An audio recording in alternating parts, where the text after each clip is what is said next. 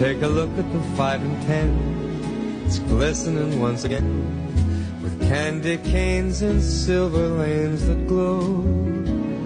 It's beginning to look a lot like Christmas.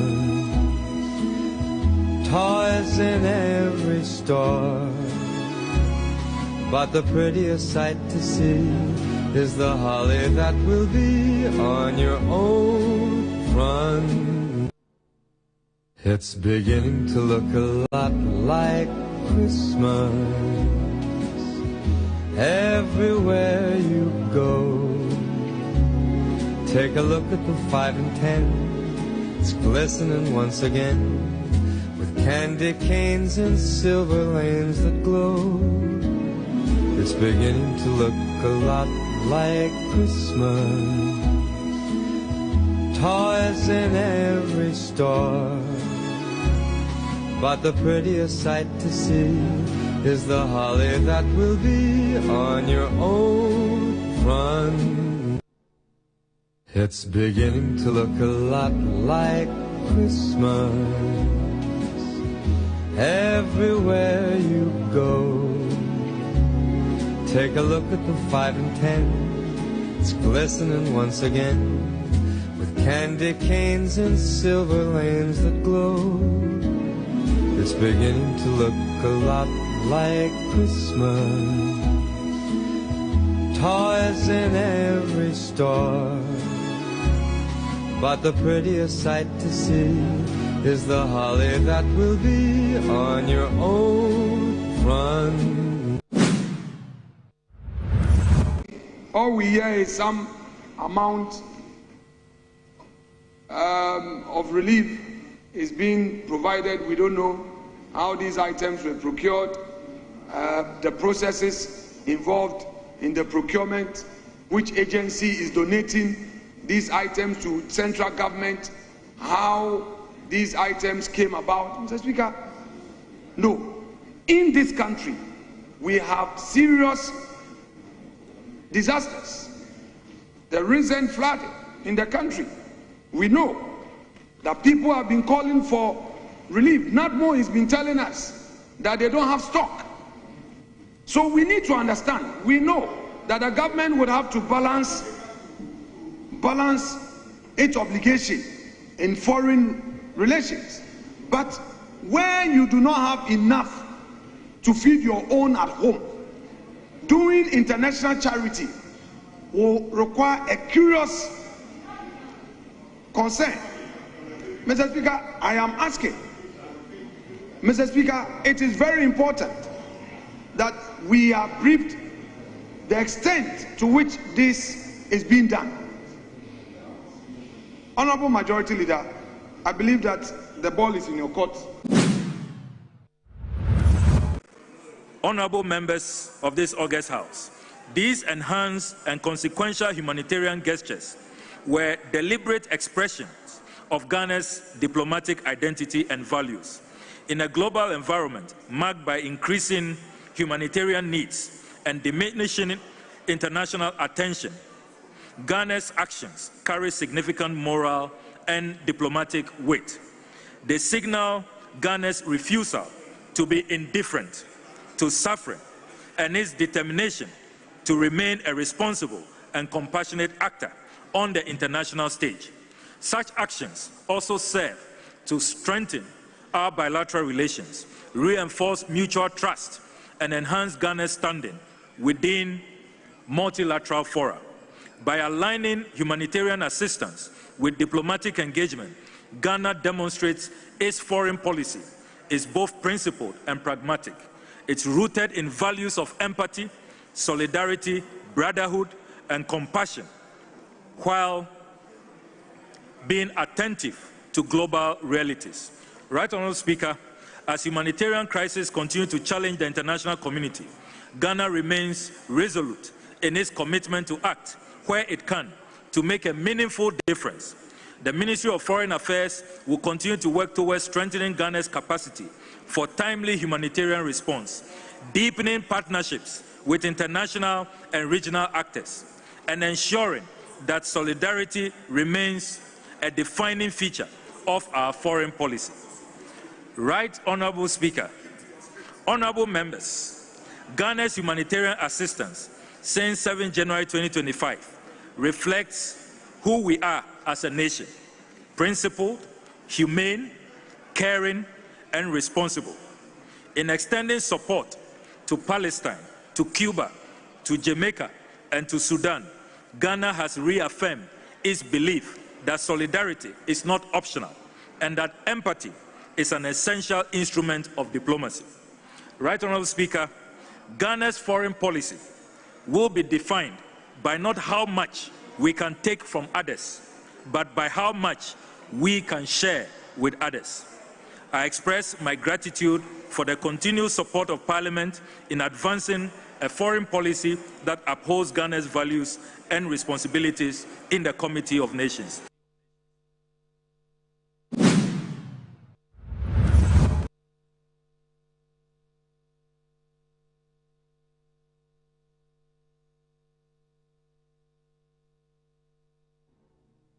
It's beginning to look a lot like Christmas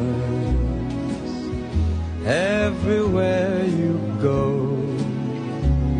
Take a look at the 5 and 10. It's glistening once again with candy canes and silver lanes that glow. It's beginning to look a lot like Christmas. Toys in every store, but the prettiest sight to see is the holly that will be on your own front. News of Ghana sending troops to Benin, and these troops that are committed to some undertakings in Benin ought to have come to the attention of Parliament for prior approval. Today we also have woken up to the news of government sending troops, military troops, to Jamaica to assist on some humanitarian grounds and some reconstruction undertakings. We don't have any problem with the principles of assistance to these countries we have mentioned. However, the procedures that should have been followed and the due process of consulting this august house, this Parliament House, in such decisions for us to be able to interrogate, to ensure transparency in the modalities, the framework, even the various costs that the states will incur, how long all these decisions taken will persist. Certainly when they sought to buy helicopters, they had to consult Parliament. So how come when you want to deploy troops to Benin, you do not consult Parliament? When you want to deploy troops to Jamaica, you do not consult Parliament? What are they hiding within this process? Sending troops to Benin, we need to understand which protocols under which this deployment is going to be undertaken, how many troops are going to be sent, how long this operation is going to be undertaken, and what is the cost to the state? How much is it going to cost the state for these troops deployed to Benin that will be incurred as a result of this decision? We have to ask all these questions. We are demanding answers from the Minister for Defense, from all the relevant agencies who took this decision. They are misplaced priority, and we cannot watch on unconcerned for the taxpayers' money to be misused in very misguided deployments, and they do so without regard to the citizenry. They do so thinking that nobody owes them a question. My biggest concern is how stable is our country? How peaceful are we? How safe is the public? And I'm happy to say that you are to only vote in terms of how peaceful the region is.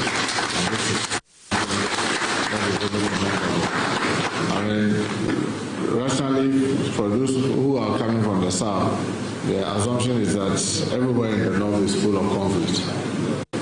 But that is not so. But interestingly, even out of the 5 regions in the north, Upper West is the most peaceful region among the 5 that we have. And as you do know, we had very, very good news over the weekend from ECOWAS. All the West African presidents endorsed him as the next Africa Union chairperson in 2027.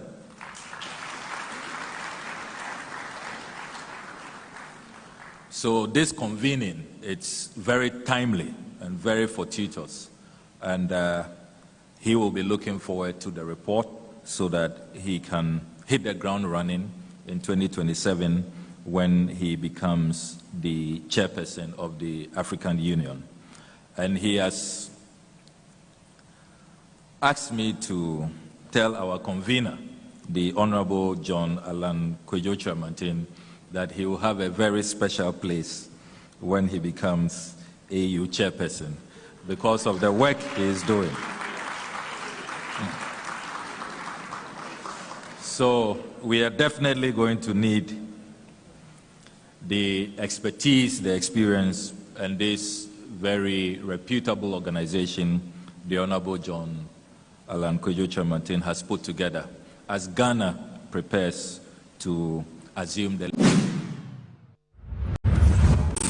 After the destruction of the hurricane, Ghana dispatched humanitarian assistance to the friendly people of Jamaica and Cuba, and also to the displaced people of Sudan.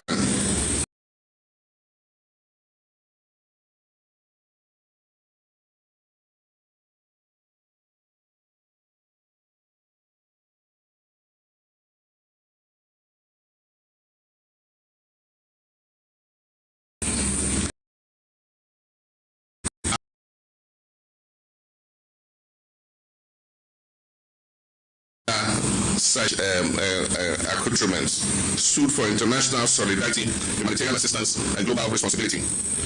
Our nation understands the pain of natural disasters and the long road to recovery.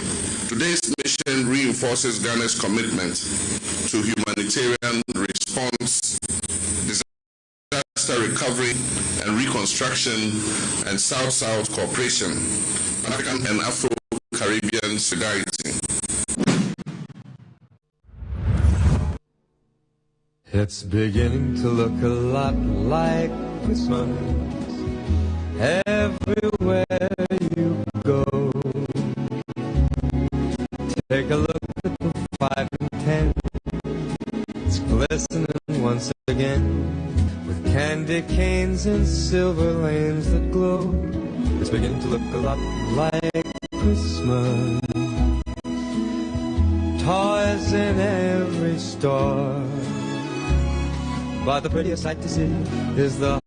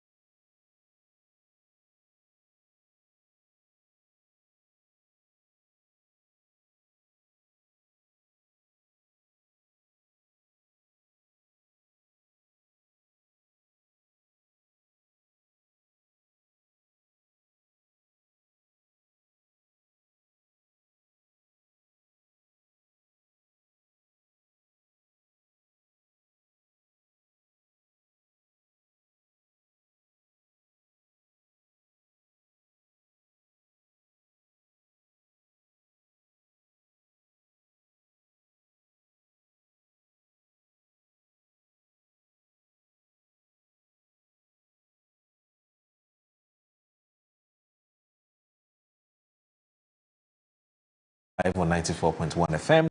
My name is Audu Moro, and thank you very much for joining us. And once again, I'll say Assalamu alaikum wa rahmatullahi ta'ala wa barakatuh. And also I want to say Jumma Mubarak to our Muslim viewers who are watching us both in Ghana and around the world. Let's meet at the mosque at 12:30 and say prayer or worship and say a big thanks to the Almighty Allah.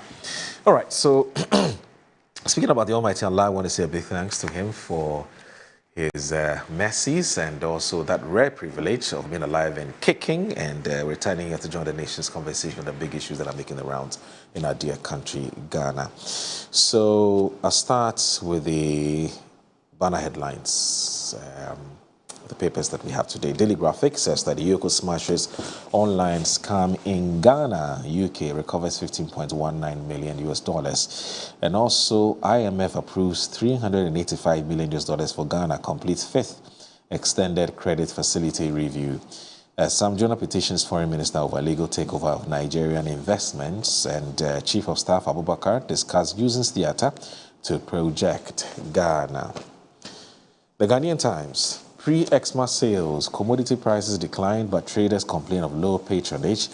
Ghana to receive additional $385 million ECF fifth tranche. Allah board meets in Accra to review 2025 activities chart, 2026 reforms. State honors Alex Dade tomorrow with Osajifo Dr. Kwame Nkrumah Diaspora Award.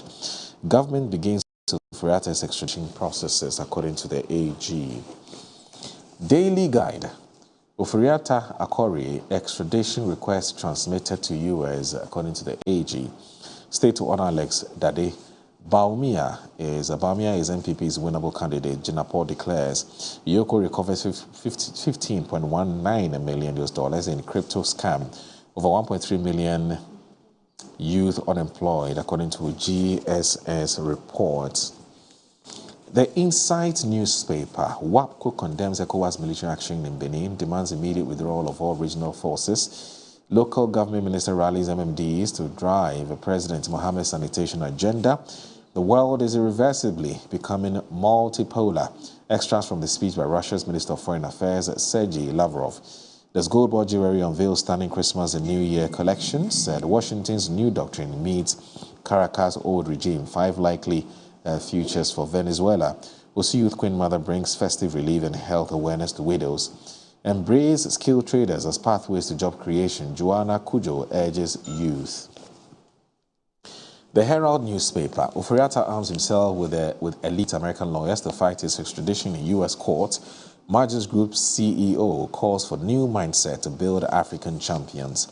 Ex-law boss losses bid to dismiss U.S. bribery case, and there's NLA's 590 product turns benchmark for African lottery operations. Niashon Kojo III reaffirms authority over Amrahia community. Premix field committees render account to fishing communities.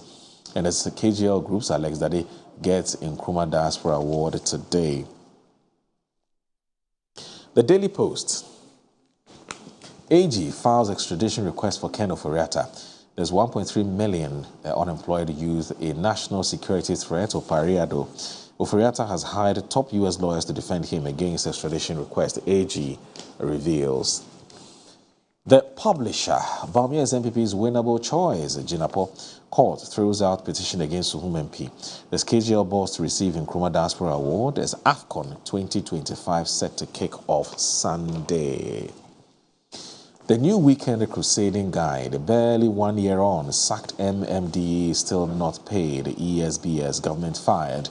There's MIF board chair dragged to shrine over failure to declare assets. There's a state to honor Alex Dade with Osajifo Dr. Kwame Nkrumah Diaspora Award. Power play at MIF, Asidun Ketia booted out. And there's Metdrop, Box Incorporated donates medical supplies to UGMC.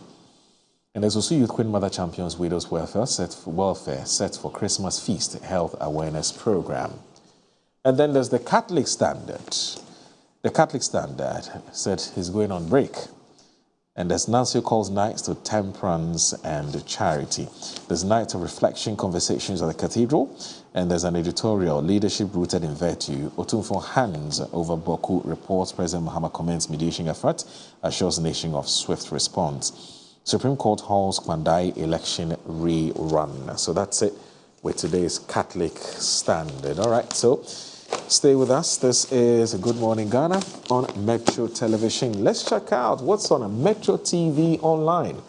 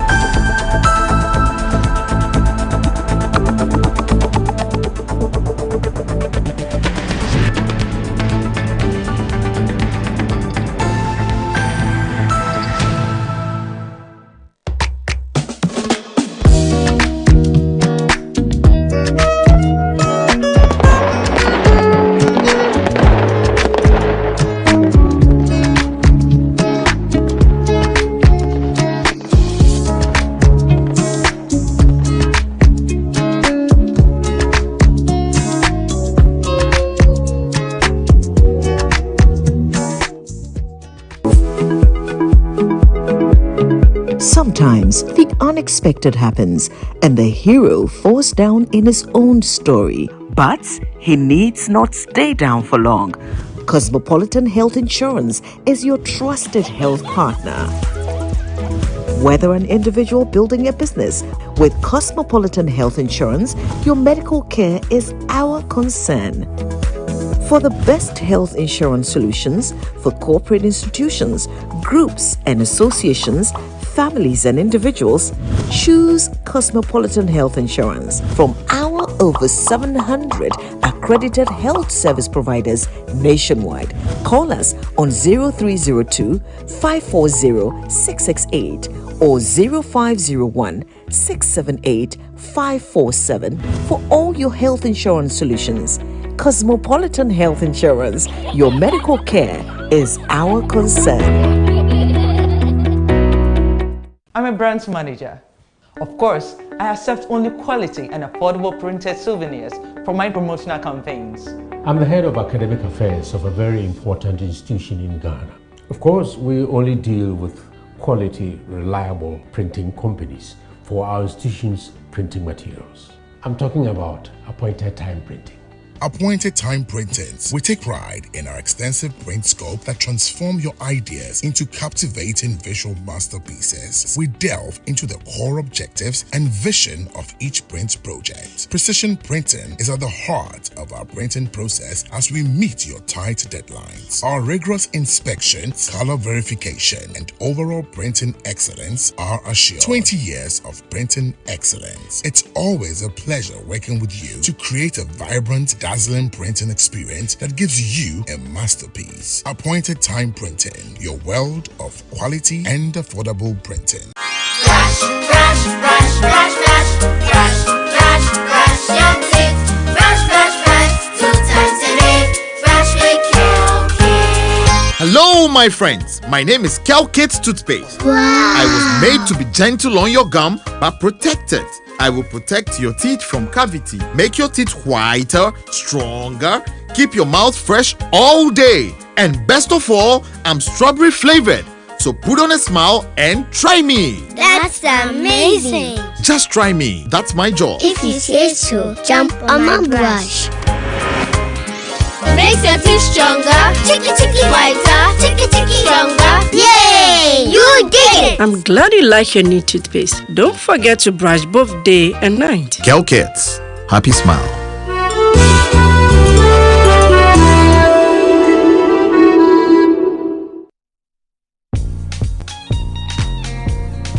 Hello? Hello, Auntie Abena. You won't believe what just happened. Grandma received her 4 TV. 4 TVs? Yes, 4. Okay, I'm coming. I'm not able to. It's like a scandal now. You are using it to spread grandma like that. Spread grandma? 4 TVs, 2 fridges, microwave. Abba, Kojo, why? Do you want to open an electrical shop for her? Hey, no. It's a regular 100 cedis I send her. I'm sure it's Uncle Atu. Let's call him. Atu? Why? Atu? Why are you spreading a grandma with appliances? Me? Spread who? When? How? Please, it could be Amma. Let's call Amma. Let me call her. Hello? Amma, why? What are you saying? Appliances for grandma, no. Why? Hey, it's not me, oh. Assembly, critical. Let's call grandma. Let's call grandma. Hello? Hey, grandma. So who is buying all those stuff for you? Call me Granny Cash. Grandma know the joke, the luckiest. If they do me 5 pounds per year. When I buy ticket 100 cedis, I pay them small or big. I automatically get my free gift. Hey, sir! Yes, so with the luckiest, anytime you buy tickets up to 100 cedis, whether small or at once, you are guaranteed to win a free gift. TV sets, fridges, hampers, airtime, cash. Remember to dial *712#, choose option 4 and follow the prompt. With the luckiest, everybody wins. Even Granny Cash. Are you a public sector worker dreaming of owning your own home but worried about the upfront cost? At Rehoboth Havens, we've made home ownership not only possible but simple, affordable and convenient. For the first time, you can own your own home with no physical deposit required. Through our partnership with reputable Ghanaian banks, your Provident Fund becomes your deposit, making the process smooth and stress-free. After that, you simply pay the balance through an affordable mortgage with monthly installments designed to fit your income. With mortgage rates as low as 15% and a repayment period of up to 20 years, securing your future home has never been easier. And the best part, every Ghanaian worker deserves a decent home. Own your 2-bedroom home today, starting from just 675,000 Ghana cedis, or upgrade to our executive 3 and 4 bedrooms, all on Sweet Homes, even for more space, comfort, and luxury. Rehoboth Havens is located in the serene hills of Ayimensa Damfa, offering breathtaking views of the Pediasi Ebri Mountains. Here, you're not just buying a house, you are joining a secure gated community designed for peace, privacy, and comfortable family living. Say goodbye to land litigation, building stress, and construction delays. Say hello to your own home. Move-in ready and free from legal complications. Secure your retirement now. For more information, call us today at +233 55 375 1933 or +233 20 682 3524. Rehoboth Social Housing. Your housing dream becomes reality.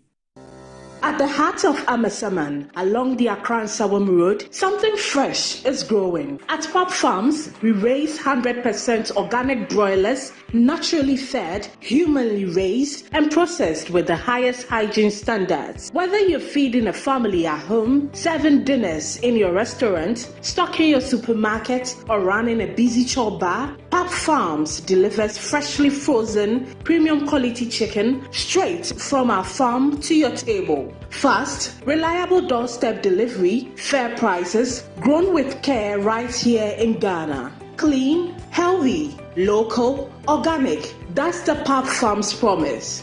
Call us today on 024-777-3668 or 054-290-4156 or email sales@popfarmsgh.com. Pop Farms, raising the standard of poultry in Ghana. Pop Farms chicken, naturally raised, honestly delivered.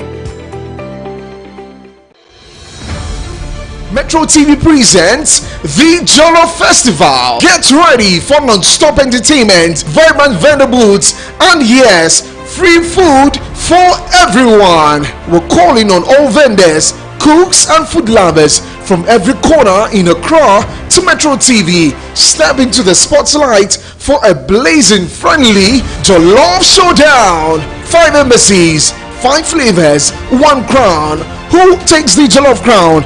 Ghana, Nigeria, Cote d'Ivoire, Senegal, and Sierra Leone representing. All you need to do is to make your way to the premises of Metro TV, Dr. Isaac Street, Northridge, Accra on Saturday, 20th December 2025 for free jollof. It is totally free and open to the public. Guys, you don't want to miss out on the best jollof of the day. The Jollof Festival. Don't miss the heat.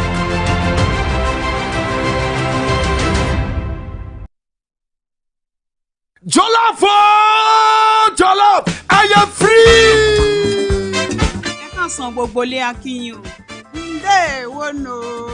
Yeah, my name is Chef Oreoluwa, aka Osha Pepper.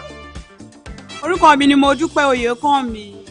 My name is Chimamanda Ike Enyinna.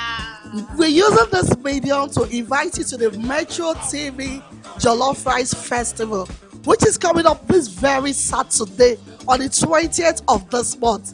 We want you to come and have a taste of Nigeria Jollof, which is simply the best of all jollof rice.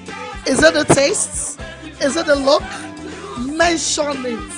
Very nutritious. Is it our local spice? Oh my God.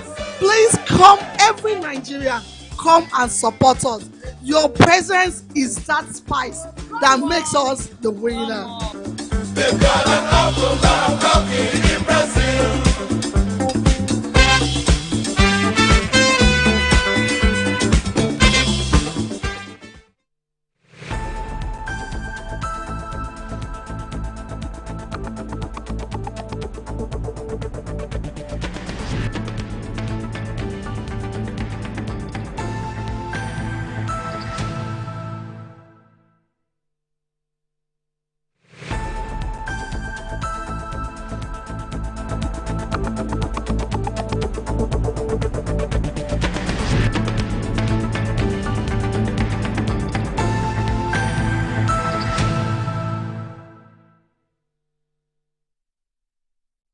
You're still watching Good Morning Ghana on Metro Television. The show is also live on 94.1 FM on your radio dial. My guest already seated, and Richard Ayagba is the Director of Communications for the new Patriotic Party. He's here with us. Good morning, sir. Thanks for joining us. My pleasure. It's always a pleasure to see you. And how are things? Well, it's okay. It's okay. Could be better. Yeah. I think everybody is winding down for Christmas, from what I see. Yeah. So we hope that this year ends well. Some accident matters and the need for people to be cautious on the road. But otherwise, I think everything is okay, largely. How's the farm? That's okay. Remind me once again, what do you grow? Well, I do a number of things, but mostly cassava and coconut. And, Cassava and... Yeah, cassava and coconut. And coconuts? Yes, we have... Why the choice of these two crops? Well, coconut long term is exports and processing. So for cassava, it's part of everyday food in Ghana. And there's endless amount of demand for cassava. So that's the drive for that. Interestingly, I farm in the constituency of my big brother, Kojoga Daudu. So how many acres are we looking at? The ones we have developed now, it's about 130. And then that's huge. Yes, so going into the next few seasons, we're planning to expand the coconut frontier. Wow. And do more. And how long have you been doing this? It's about 7 years. About 7 years? Yeah, 7 years. Whose idea was it to go into farming? It is just a function of survival, I think, and being part of a food chain. And it's just passion, really. Yeah. I like to feel in control of what I eat, and so to know where what I eat comes from and to be part of providing that for our country. I think it's a very influential role in national development. So I see it as being a critical piece of the things I can do to help. And then it's shown on a daily basis when your participation is putting food on the table. I think it's very satisfying. Is it an activity that was handed over to you by, say, generations or the earlier generations, say your father, mother, grandmother, grandfather? I should say perhaps my father did farming, but it wasn't serious farming on a big scale. I remember he's always had a farm. Our last station before he went on retirement was Accra, the Accra Police Airport. The police airport, that was our last station. And so the motorway area that has become very developed, it used to be just land there, and the police officers, they used to farm there, and my father had a farm there, so we used to farm there. And so when he went on retirement, we did a little bit of farming, but it wasn't actual farming. My mom also comes from a farming family, and so, but then for me, mine is purely passion. It wasn't anything traced to what they did before.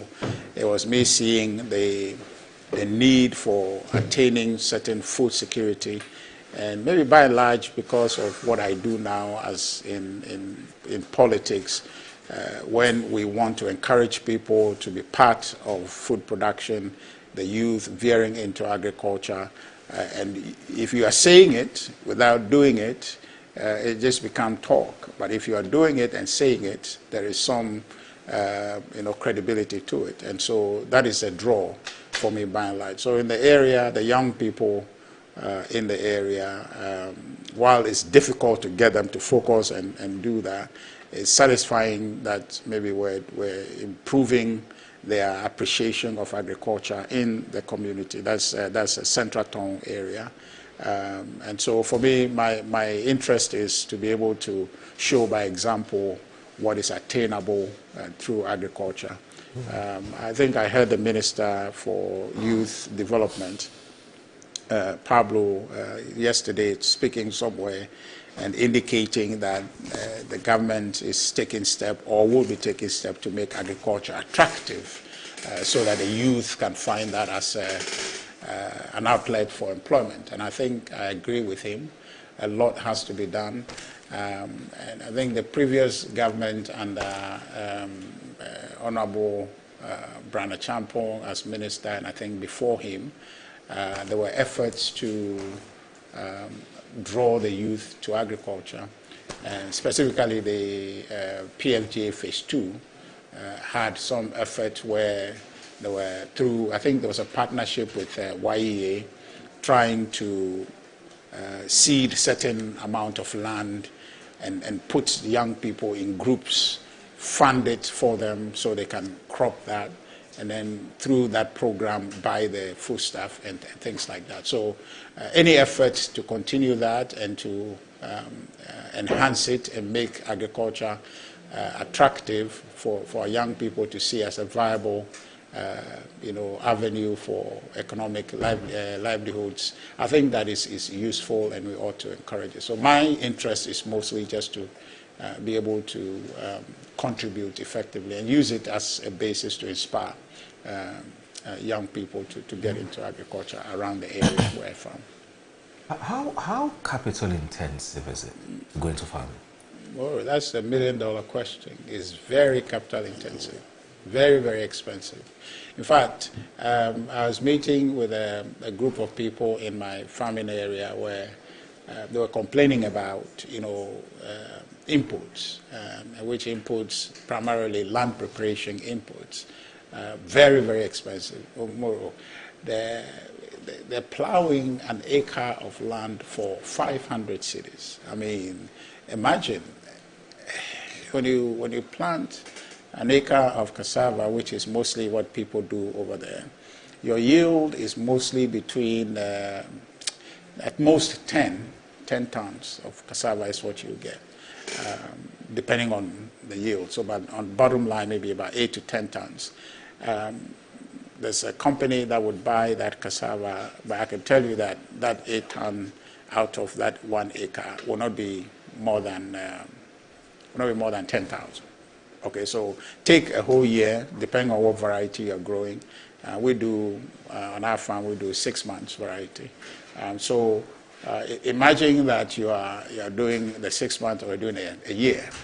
Okay, variety 8-9 months variety. Well, you plow an acre of land for 500, and then you tend the farm, you're spraying, do all manner of things. By the time you are ready to harvest, and then you are getting somewhere around 10,000. You're not in business, okay? And that's a very limiting factor for a lot of people. So the land preparation is key, which is why I like the government's idea of the Farmer Service Center, and I think that we should encourage the government to give effect to that policy, give effect to that, because it will bring a lot of relief.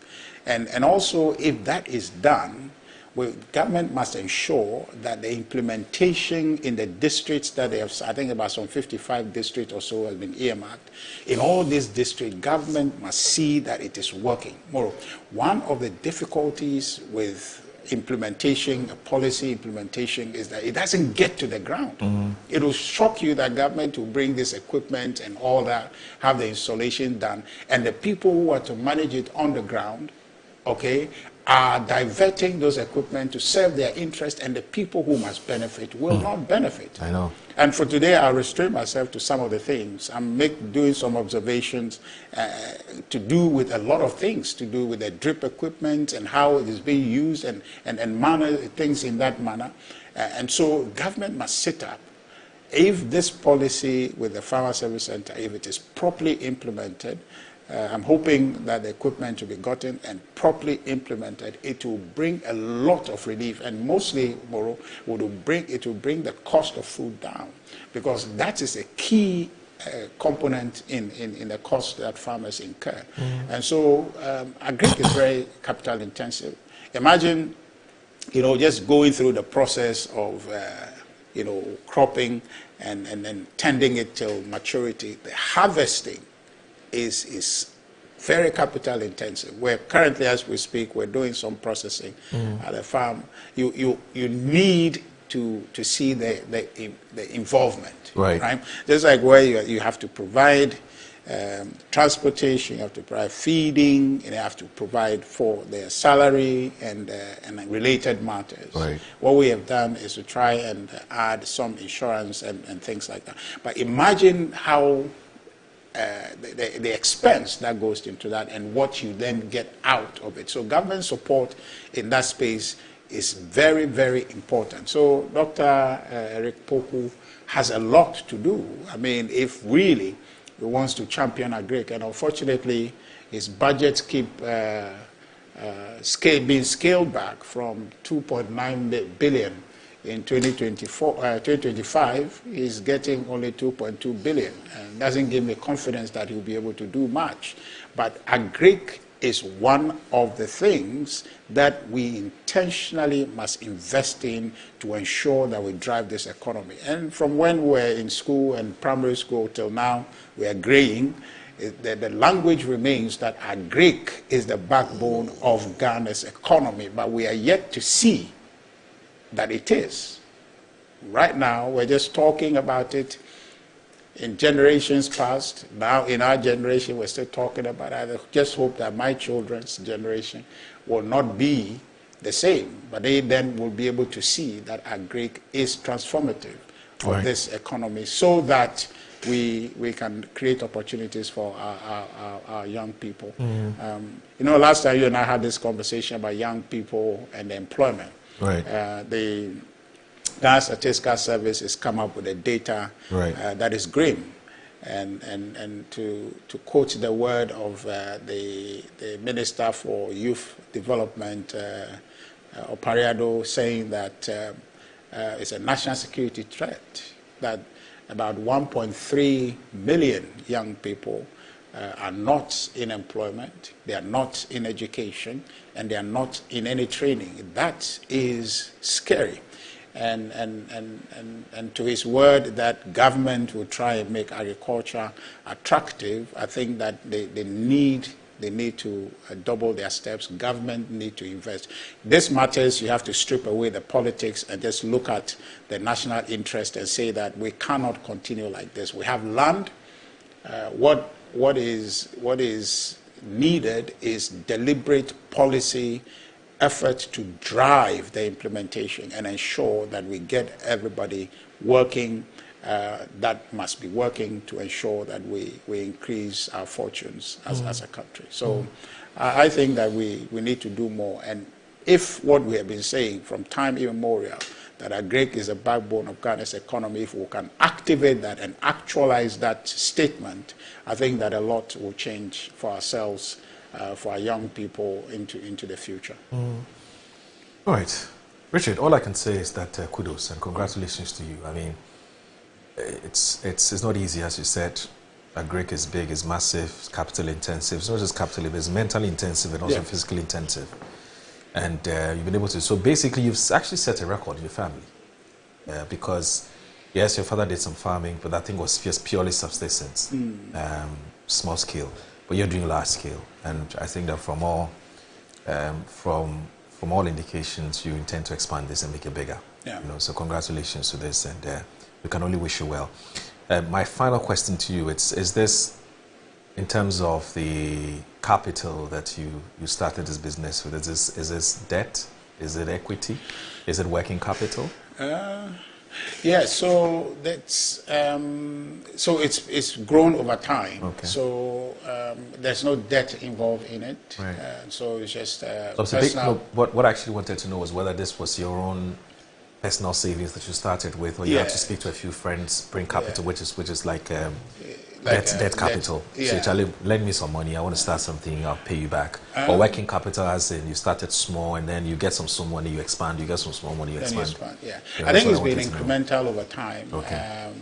But then the land acquisition happened way back when I returned. I think this was 2017, 2016, 17. Okay. And so then we started gradually just working.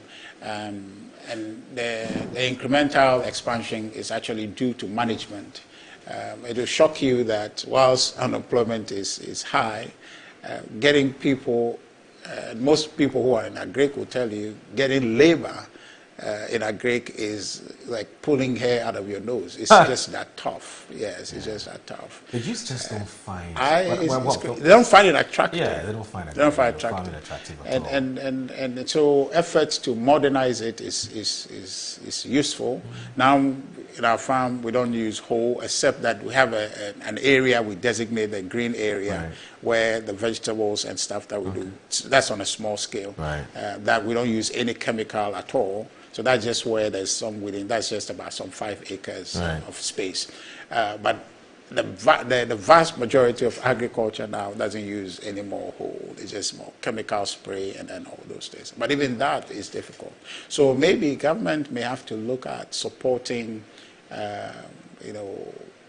farmers, be the individual smallholder farmers, and then maybe large-scale farmers, to be able to structure a certain support mechanism that will help them modernize, and in modernize the employment regime that will make it more attractive to young people, make it a regular job for young people. We're going through a process now to obtain an FDA certification for gari processing. And how do you do that so that it is modern and it feels for the person, even though it's a farm setting, it feels to them a regular job that they will wake up to go to. While it shouldn't matter, people like appearance, that have things wants to feel like he's also in some kind of job that is structured and not the usual thing he knows, wake up and go to farm wearing, in quote, tattered clothes and things like that. So they want some modernization to that, but that requires some investment to be able to do. So maybe governments should look at that, and based on what the minister is saying, I get from that some effort to kind of streamline and make agriculture attractive, to make it so that the young people will find some value in being referred to as, I'm an agriculture worker, and it comes with some prestige and something they can brag about.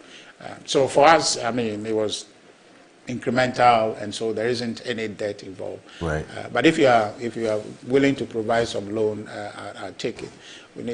I'll take it because we need to get some additional implements, and especially one of the things that I'm doing. I don't know if it's okay. The man wants to expand his tie and dye business.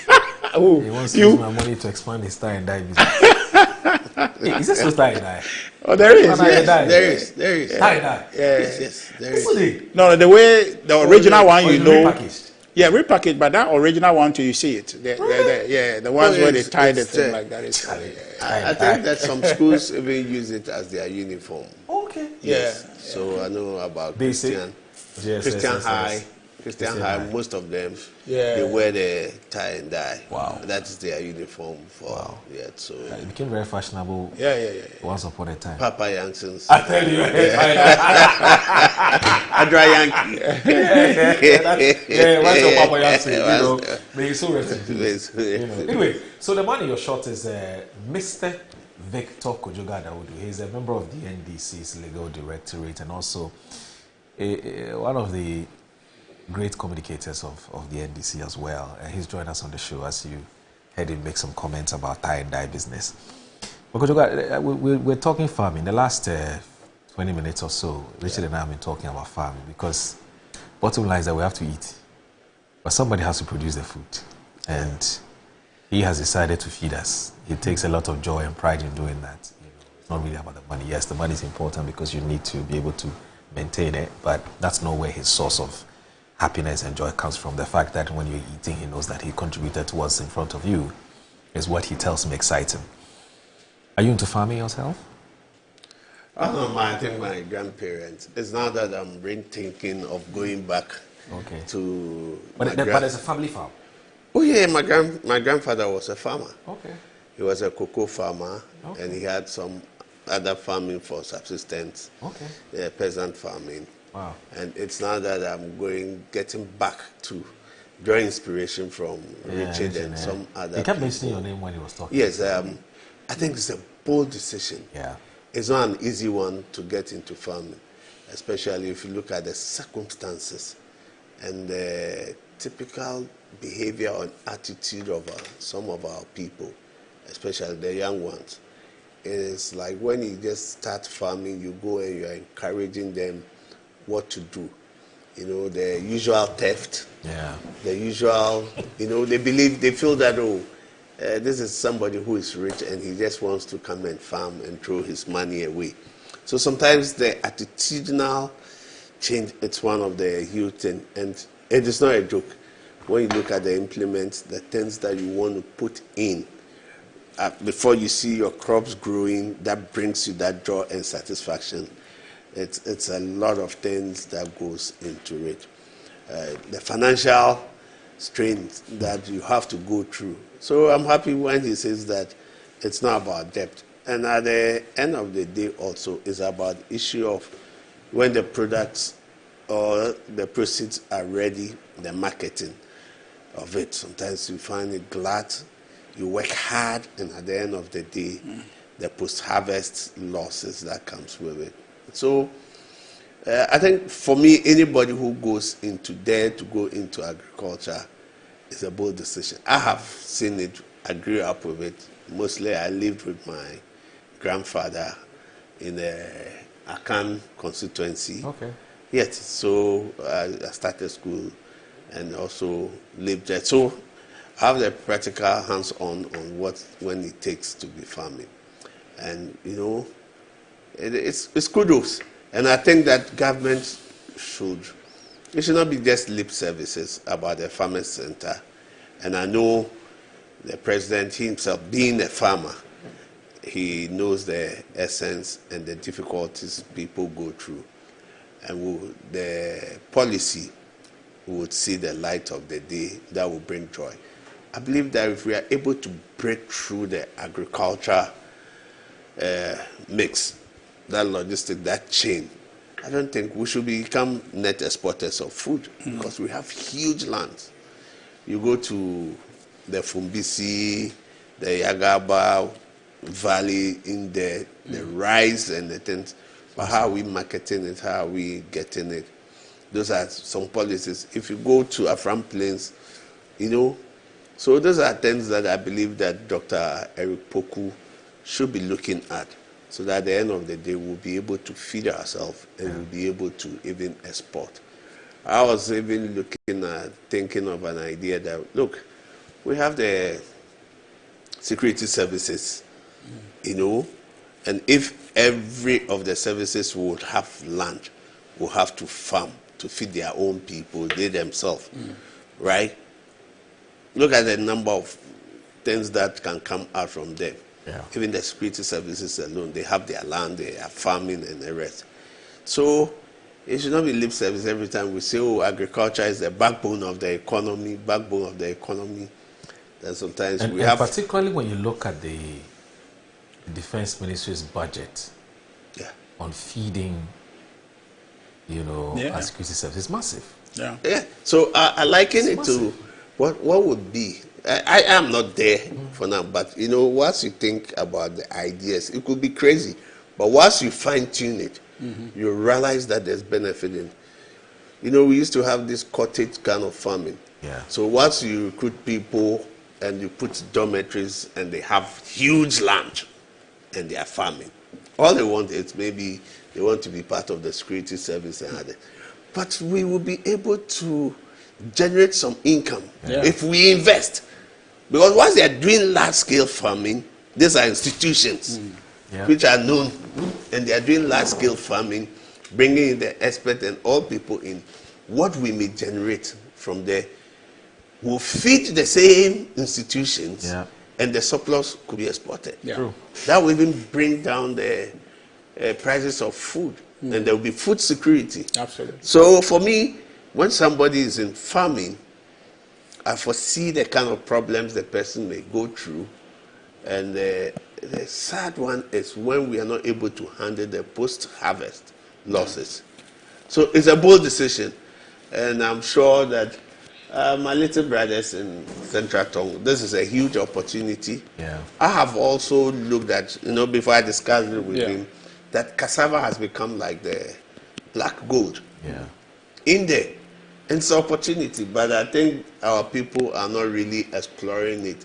And even if they are trying to explore it, it should be on a large scale. Right. And it is something that we all have to think together and be able, because cassava, you can export the gari. It has a lot of things for grains, and even, the demand is huge. But how we'll be able to do it? Because at the end of the day, we are looking for white-collar job. As the way he said, we have to modernize it. If I'm into farming, there is an institution, I go to farm, there's modern technology. I don't go with hoe and cutlass now that I have to bend down. There is a weedicide, there is the cutter now they use. So it's sometimes it's fun. It's fun doing some of those things. So it is something that we need to look at, the agricultural sector. And I think that Dr. Eric Opoku is also on top of it. It is how we have to put investment into that. So it's not like a policy, every government comes, they have its own policy. At the end of the day, when the government is out of power, then the policy also is dead. It should not be like that. Because I have seen policies, I think during President Mills' time, there was tractors being given to farmers, and then when he was no more, he just died. He died with the regime. There were other food for planting for food and this thing. God I wishing, all is gone. Now we have Feed Ghana. I just pray that this Feed Ghana will be able to transcend political regimes. So at the end of the day, it is for the citizens. It's not about the politicians who say, I own this policy, I brought this policy. That's not what we are looking Unfortunately, our political class don't think like that. We'll take a short break. We'll come back and we'll continue with this. It's a very interesting conversation because, you see, in as much as we're encouraging people to go into farming, how do we also make sure that we're able to cut the products from the farm gates to the end consumer? It's also a major challenge. So today we're growing a lot, but are all the things that are being grown coming to us? That's the challenge. Otherwise, it disincentivizes people from going to farming. I've done the thing, but it's there.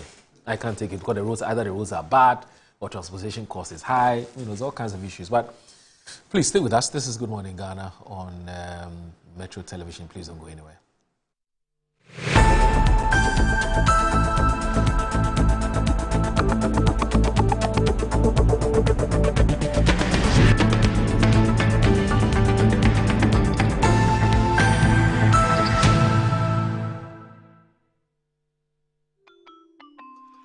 Start your kids' day the right way, filled with confidence to take on any challenge. Pepsodent Kids contains the right amount of fluoride and sugar acid protection to care for their developing gums and teeth.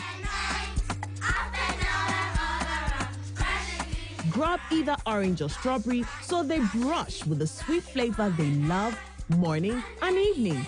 Pepsodent Kids, giving your children a bright smile for a brighter future. Are you a headmaster, headmistress, parent, teacher, or an educator looking for high-quality textbooks for preschool, primary, and junior high school students? Look no further than Advocate Publishing Company. Advocate Publishing Company is a leading publisher of educational materials in Ghana that publishes very engaging, interactive, and comprehensive textbooks that meet the needs of students, teachers, and parents. Our textbooks are thoroughly published to make learning fun and easy. They are also designed to stimulate critical thinking, problem solving, and creativity in students. Make Advocate Publishing your preferred choice for all your educational needs. Explore our range of textbooks and educational resources. Visit us at the old GNTC yard near Kingsway, Accra. You can contact us on 0503 786 776 or 02408 06354 Also 0531 600360, and connect with us on Instagram, X, and Facebook at Advo Publishing. Don't settle for less. Choose the best. Advocate Publishing Company, empowering young minds one textbook at a time. Think in publishing, think Advocate Publishing. The festive season is here again, and your most preferred estate partner is giving you 25% discount on land sale. Yes, for our Bronya Asase promo, Estate Masters is offering this massive discount for outright purchases. This includes free indenture, free site plan, and a free site visit. So what are you waiting for? Rush now and secure a plot of land while it is still hot.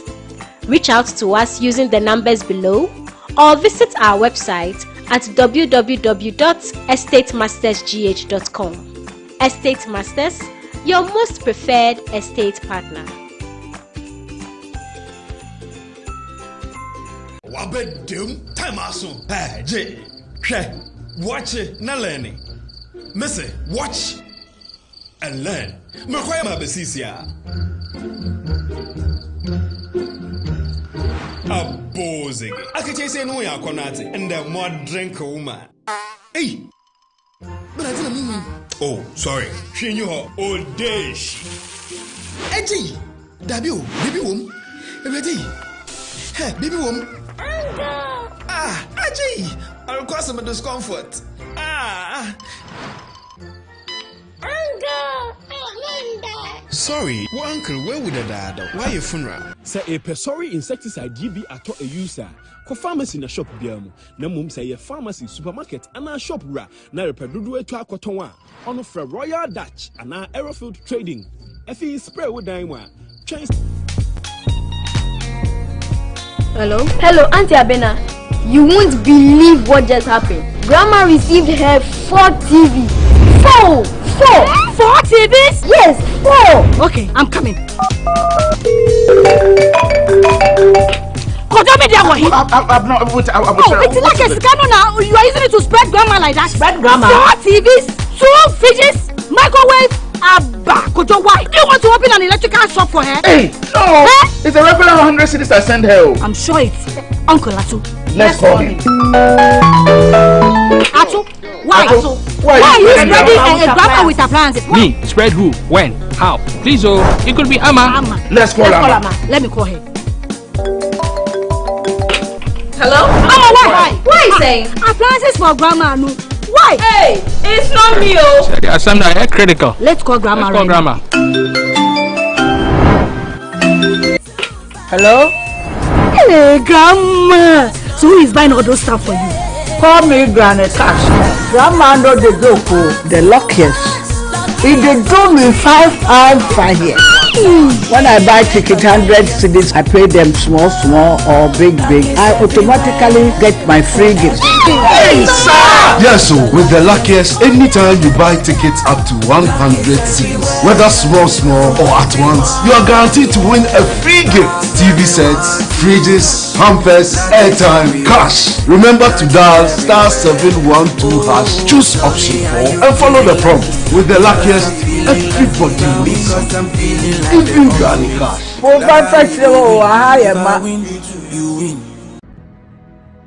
In a world where security is paramount, peace of mind should be a necessity and not a luxury.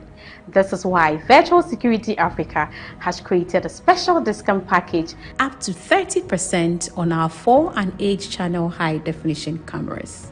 We are more affordable now than ever. With as low as 4,130 Ghana cedis, you can get 4 high definition cameras, 3 terabyte hard drive, cables, and a digital video recorder. With 6,440 Ghana cedis, you will get 8 high definition cameras, 3 terabyte hard drive, cables, and a digital video recorder. Why choose us?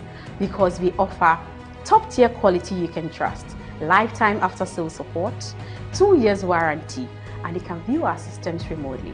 Sidinua Peke. Spend less, secure more.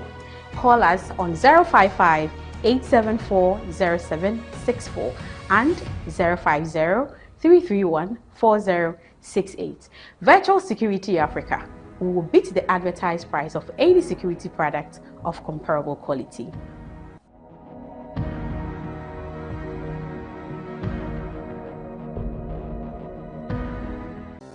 At the heart of Amasaman, along the Accra Sawam Road, something fresh is growing. At Pop Farms, we raise 100% organic broilers, naturally fed, humanly raised, and processed with the highest hygiene standards. Whether you're feeding a family at home, serving dinners in your restaurant, stocking your supermarket, or running a busy chore bar, Pop Farms delivers freshly frozen, premium quality chicken straight from our farm to your table. Fast, reliable doorstep delivery, fair prices, grown with care right here in Ghana. Clean, healthy, local, organic. That's the Pop Farms promise.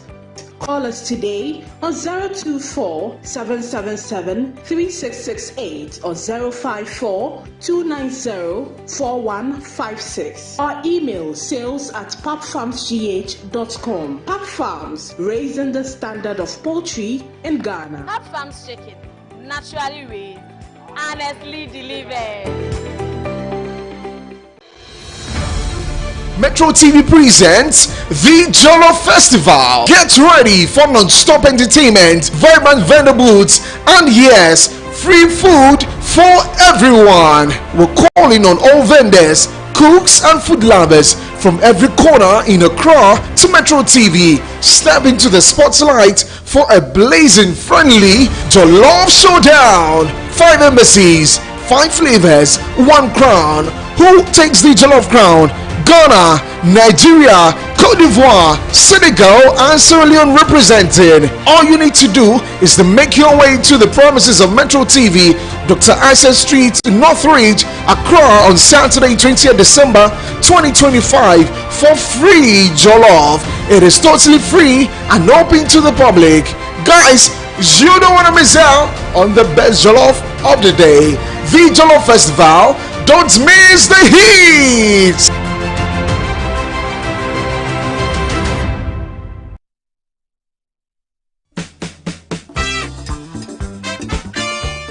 So Timbuktu, Ghana, Mali, Sumanguru, you know what you show.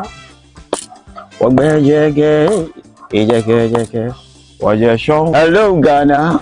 A rollicking experience is about to happen at the Metro TV station on the 20th of December this year, and it is the Jollof Festival. I want everyone, and I implore everyone to be part of this experience. Never before. Amanziba says so, and I will be here to rep. Thank you, Ghana. Bless.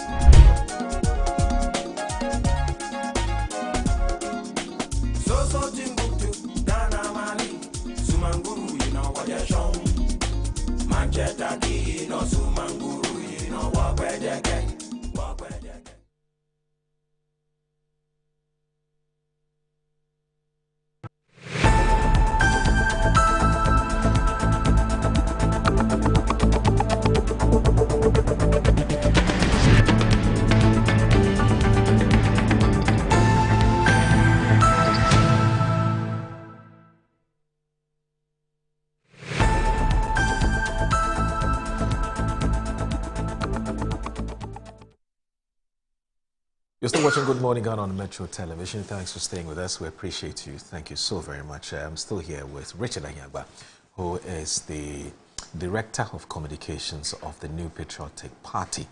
He's here with us. And also Mr. Victor Kojoga Adawudu, who is a private legal practitioner and also a member of the MDC's Legal Directorate. So I was talking about, was something you wanted to say, Richard? Before we no. I was just going to, he made a point about cassava, yes, and the endless demand for it. It's true. But unfortunately, we don't produce enough. Strangely, we don't produce enough. You know, there's a company that, processes cassava now, based in Honorable Blackwash, Northton, Blackwash constituency. they have such need for cassava, but we cannot meet that demand in Ghana. And so there's cassava coming from Nigeria to feed that plant that is in our enclave. Yeah. There's cassava coming from Togo, there's cassava coming from Benin, and the interesting one I heard is cassava coming from Guinea-Bissau, here to our backyard. Now, everywhere they drive through to get to the plant to sell in Volo is farmland. It's land that can cultivate cassava, but then that is being imported. So just think about it. Moro, think about it. Yeah. That is employment right there. Right. So maybe information for the government and minister to see how do we come up with a certain arrangement, land arrangements, some incentive, maybe through YEA, through the district assembly, to see how do we create a certain environment to leverage that demand. Because it's just in your backyard. And in that enclave, transportation to the place is close. And if people can bring cassava in trailers, okay? Yeah. In trailers. In fact, I'll tell you a story that I was shocked when the Nigerian one is on my own experience. I think it was around 1 a.m. or so. We'd gone to the plant and then we're returning. And then this trailer, 2 of them from Nigeria, and then they were coming to the place and they got lost, okay? And they were there and then they stopped us. So the driver said we shouldn't stop. I said, well, let's stop. And we stopped and they said, oh, they're going to the plant and then they are lost. This is their first time coming and they want direction. So we had to turn around 1 a.m., turn around and guide them till they got on the actual path, the straight path to be able to go. So that's the demand that exists. How can we get that demand leverage? It's just in our backyard. The supply from these other places, we can cut them if we meet their demand. They don't bring theirs fresh. They process it into kokonte, like dry cassava, and feed it. They take both fresh and dry. So this is opportunity that we can invest truly if we want to engage our young people. Mm-hmm. And you made also a point about transporting, yes, okay, what we produce to the city centers and yes, where they must be consumed is a big problem, you know. And I'm being very measured. I don't want to throw anybody under the bus just yet, but we've been dealing with some difficulty with roads, and we've been making approaches to individuals who, in our understanding of the system, they should be able to assist with the drip machines and all of that. What we keep hearing is that, oh, we don't have money for this, we don't have money for this, if you can do this, if you can do that. But we're hearing that a lot of disbursement is going to the assemblies. So what in the name of God are they using those for? Yeah. And they cannot assist. So we ourselves are investing in putting our roads in a certain shape. When it rains, it's difficult to go there. And just this October, November, I got stuck like 4 different times where we'll be working through the night to kind of dig the tractor out and the truck out to be able to go. So it's something that we need to look at.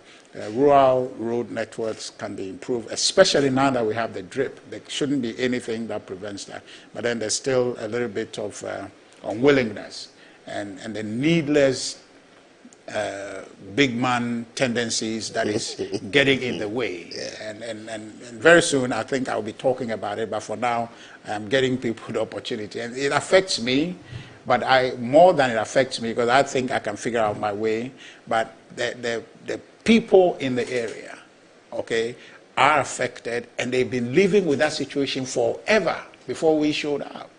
And why can't we fix it? And government has been intention to solve this thing. It is, for me, the people on the ground. Yeah. So President Mahama is sitting at the Jubilee House, well-intentioned about A, B, C, and D policy. When it goes down, the people there, they make it into their own domain. Instead of doing what they are supposed to do simply to help the people, they become big men trying to use power okay, and abuse what power they have and fail to do what is supposed to be done. And that's how come a lot of government policies don't translate. Okay? It's bad. Okay? So I'm happy, Moro, that you have interest in these matters, that when the government begins to roll out the farmer service thing, we must follow it and ensure that those who are administering it on the ground at the district level are doing a good job. Okay, there's a few things that is government procured equipment, the public equipment that people are using for their own good. When the average farmer who is supposed to benefit from that investment is left to pay for it, exorbitantly to be able to get that, So that's the issue. And then on the matter of the local people getting into big-time farming. The limiting factor is more or less more implement land preparation. Now, when we were doing that recently, I think in October, we were clearing additional land. More to get an excavator or a backhoe to come and destamp for you, a day is 10,000. Okay. Then you feed the person, the operator, but on a daily basis, you pay 10,000 for them to destamp. And then that is just the first phase of whatever. And then the subsequent issues that you have to deal with. So this Farmer Service Center, I cannot stress enough that the government, it is for me a gold, a silver bullet, I should say, in driving agriculture. If the government is able to do it, they will get a lot of plaudits for it. And I hope they actually do that because it will change a lot of things for local farmers where they will be able to then go into reasonably big farming. I think from all indications and from everything you said, this is definitely going to be a game changer. Yes, I totally agree it will be. Then the marketing aspect, you can look at it, but that one is a market force issue. A government can do a bit more with buffer stock. In the U.S., right, agriculture is done by a certain disproportional number of people. About 1.6% of the population is engaged in agriculture, but they are able to produce in volumes that feed and supply, others. If we can get to that point where investment in agri is targeted and post-harvest marketing is dealt with, that there will be a lot of production that we will see. Then government through that control, maybe buffer stock expanded, given more resources to buy and store, we will be able to control the price of commodities. Because if I produce and I can just offload straight to a government agency, maybe buffer stock, the private person who also need that product maybe as raw material to feed industry would not feel themselves the only source. And so the farmers will not be price takers as it is now, but they have some leverage to engage. They have options, and so that will stabilize prices, and then people can produce more, and that will keep the price stable for a period of time. If we can do that, I guarantee you that a lot of opportunities will be created, and this issue of inflation, and it's being headlined by things that we produce here, food, would come down, and cost of living generally will come down, and life will be a bit more bearable in Ghana. Government can do that, and I think in the past, at least in this Fourth Republic, there's been very good policies that has come about, but the implementation has been challenged. And if we can all work to ensure that those policies are properly implemented, people are held accountable, and we go through with this implementation, I can guarantee you that things will be a lot more improved. You recall that in 2001, at the time I was in Lagos, the President, Kufuor, had launched, and speaking about cassava, launched what he calls the Presidential Special Initiative. For the Ayensu Starch. Yes, Ayensu Starch Factory. I think Starch Factory. I think at the time it was called the Integrated action program on starch production and export. The whole idea was to add value to starch. And I was one of those in 2005 who was taken to, how do you call it, the Ayensu area to go and see. At the time, I think it was under Alan was leading it, yeah. Yes. Because then at the time, because there was a focus on the production of cassava, everybody was going into it. Yeah. Because you produce, they'll come and take it. Yeah. So they were off-taker. The government at the time was an off-taker. He comes with a thing, and it takes you to the machine, and then it adds value, we export, and so on and so forth. Because the focus was to turn cassava into a major cash crop. You know, but and it again, back to the issue you raised about policy continuity. You know, which has been one of our major headaches. You know, because basically it becomes coterminous, right? Yes, coterminous. Yes, coterminous to the regime. The policy only survives when the regime is there. When the regime goes, the policy dies. You know, it's a major problem, because you see, what it means is that which you're talking about today was something that in 2001 somebody saw and found a solution to it, but it wasn't continued. You know, of course there were issues with, at the time, if you recall, all kinds of corruption issues with the thing, but we still could have decided to keep the baby instead of throwing the baby with the bathwater. But you see, for every policy that will come, it will always be critiqued. And whilst it is critiqued, that's when it can be refined. Right? So you will not get a perfect policy from the beginning. Right. But we need to always refine it. Where Richard was talking about, you know, he talked about the drip a little bit with the agriculture. You know, with the drip, now the machines are there. When you go to some of the districts and the rest, I think that some of them are being used by the assemblies as an IGF for now, because the whole structure, and even before then, the institution itself as the drip coordinator did not have a budget. Right. So the assemblies were using it as an IGF. And I remember, like you said, this big man issue and the rest. Now the roads are not motorable. Now when the community people feel like, look, we can buy fuel and do our own road, I think the political elites in there are not in an agreement.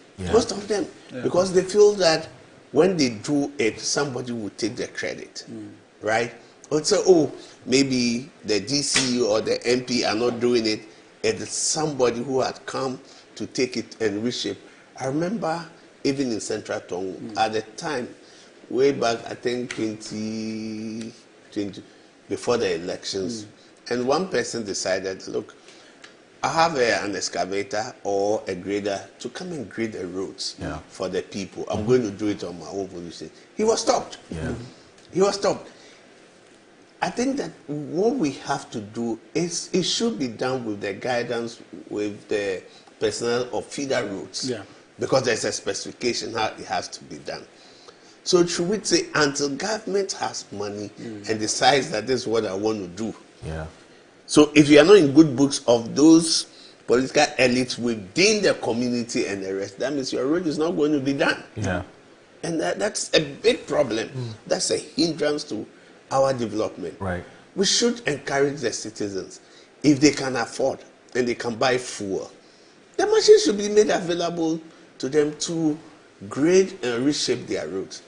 You know, where he operates his farm, you know, it's a huge gutter there for years. They've been passing there. Nobody has, but I think with these drip machines, they should be able to do.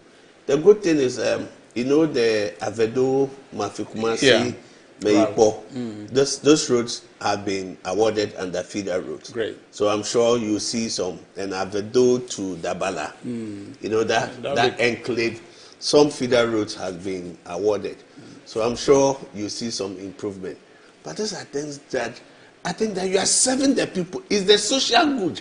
It's not who takes the credit. Not at all. You know, and I always say, even if you are the helm of affairs and it is done, everybody will come and say it was under your leadership. That was done. You will take the credit. Right. So when people want to do something to advance the social good, we should not use our positions to become as an impediment that I was not informed, he never came to me, he never wrote a letter to me. You know, We should not allow ego to be our enemy when it comes to some of these social goods that we need to do. Because at the end of the day, you are there to impact society. You are there that one day, when you are no more, somebody will say, oh, if it was not because of Richard, I wouldn't have had this opportunity to even go to school. Past leaders will not even know. Just a mere fact that they wrote on their complimentary card and says, take this thing to this minister or this officer and see whether there will be unemployment. Today they are occupying very high positions. And they remember every day. They tell you that when I came from the village, I just approached this person. He gave me his complimentary card. I went to this man. I got employment. Right? Today, they celebrate them. I remember one instance. You know, sometimes not something else. Somebody gave me card that I should go and see then Rashid Bawa. Okay. He was the Minister of State in Education. Right. You know, when I mentioned the person who had sent me, he stood up and collected the card. So I was like, so what at all this man has done that has made impact on him to the extent that he was ready to help me just because of that person. Maybe he hasn't given me any money or anything, but the influence, he has done something positively. So as leaders, we should always think that, look, one day we will leave. But what impact are we leaving? That people can say, oh, this man opened the opportunity for me to go to school. What do you want to be remembered for? I think that's what you're asking. Yes. What do you want to? Yes. What do you want to be remembered for? That he was a rich man, but stingy. A rich man who never opens his door for people to come to his home to eat. Is that no? What do you want to be remembered for? I think that's a good thing. So, whilst we are in position, yes, we'll give you honor as to how it is due. But let's make our position impact the social good of the people. Yeah. Anyway, and I think that the Mafikuma, the Adidome Central Town, we have huge land. Absolutely. For cassava. And cassava does well. The best curry comes from Mafeji. From Mafeji. The best curry comes from there. So why couldn't we? It was one of the things I was saying that, look, if we have best curry, why don't we, the template of Cocoa Board, where you have huge warehouses, you put the people together as corporate. When they fry the curry, you store them. Look, the number of trucks that goes to Kumasi on Mondays is interesting. Look, if I tell you more than 100, and they load to Ashama, Kumasi, Gari, all over. Wow. So I was looking at this is an opportunity. How do we look at it, make an investment, and people, it becomes something that is huge. But you know, like he said, it's the kind of investment and the people who look at it, you know, the bottlenecks that comes with it and the attitude sometimes, you know, you see it and people dismiss it and say, oh, what can this be done? But I think we need to rethink about that. And it's good. And I really, really doff out my heart for Richard. Because going in there, I come from there, I know how it is. And taking that initiative, I just pray that people will see the shining example and we build upon that. It's not a joke. Just one final point that I want to, not even a point, but a question. And this question has been inspired by a man who has always been, he's always described himself, not described, but he's always been a journalist. He's in his 70s. And so he likes to monitor keenly informative discussions. And he's very critical like that. If it's not good, we tell it, Charlie. I always think we have waste time. But he watches the show every morning. And he's based in the UK. He's also a pastor, but also a lawyer. He's popularly called Reverend Jones Latte. Now, he makes a very interesting suggestion because he's monitoring the conversation. And he says, we can have state farms in every region. Governments must acquire land by LI. See, that's the elephant in the room. It's very thorny, very, tricky. Government must acquire land by LI and use every excavator seized on the land to prepare the land. Now, even in Greater Accra, we can produce enough maize to feed the nation. State farms will take away young people migrating to the cities to sell dog chains. I was in Dallas, and I believe that's Texas. Yeah, Texas. Right. And Atlanta, you know, as you used to say. In Georgia, because these days you don't see Atlanta anymore, it's Atlanta. Atlanta, or Atlanta. The other day. Now, if you see the massive farmlands owned by families, you will understand why there is plenty food in the US. State farms is our solution because in Ghana, the banks do give loans for farming. You know, it says the banks do give loans for farming. Well, what do you make of this, Richard? State farms? Yeah, absolutely. But it's just acquire, management. state must acquire. Yeah. But acquisition. You see land. Well, maybe that's your domain. Yeah. You see land. In most of the places, land belongs. Let's say in the water, it belongs to families, right? And some belongs to states. Maybe there's two. Right. When you go into the Akan area. Now, this is like the farms. You know, I knew there was a policy. Shy Hills area, the lands over there. They will have a kind of cottage farming. Whilst the people, there are schools built for their children. Whilst they are farming, schools, hospitals. So it's a whole community going to be on. Okay. Right? That's what I'm saying, that yes. But we have had experience that when the state is managing something, right?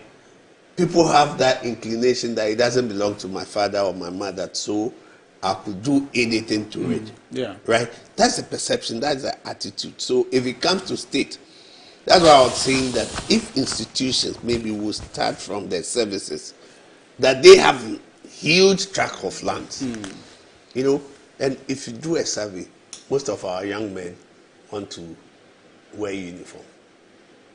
Most of our young men. So why don't we channel that if we have the land? You are in your uniform, but at the end of the day, there's a rotation, you are in the farm, and we are producing. This is an idea. So you are still a soldier, but you are on the land. You're still a police. You are still, on the land. Yeah, you are still a police, but you're on the land. There's a rotation. And if we can do even that in all regions, lands are acquired. You know the kind of food we will have, the food security. So it's not a crazy idea. I think that we can have it and fine tune it. Now, once the state is going to acquire the land, people see that as a source of litigation. Money is going to come. So this one says, I'm the head of family. This says he's not the head of family. I have to take the decision. That is the source of litigation that comes in. But I believe if the family, the owners, would also come together and say that, look, this is what is in you, equity. If we do it, this is what you have.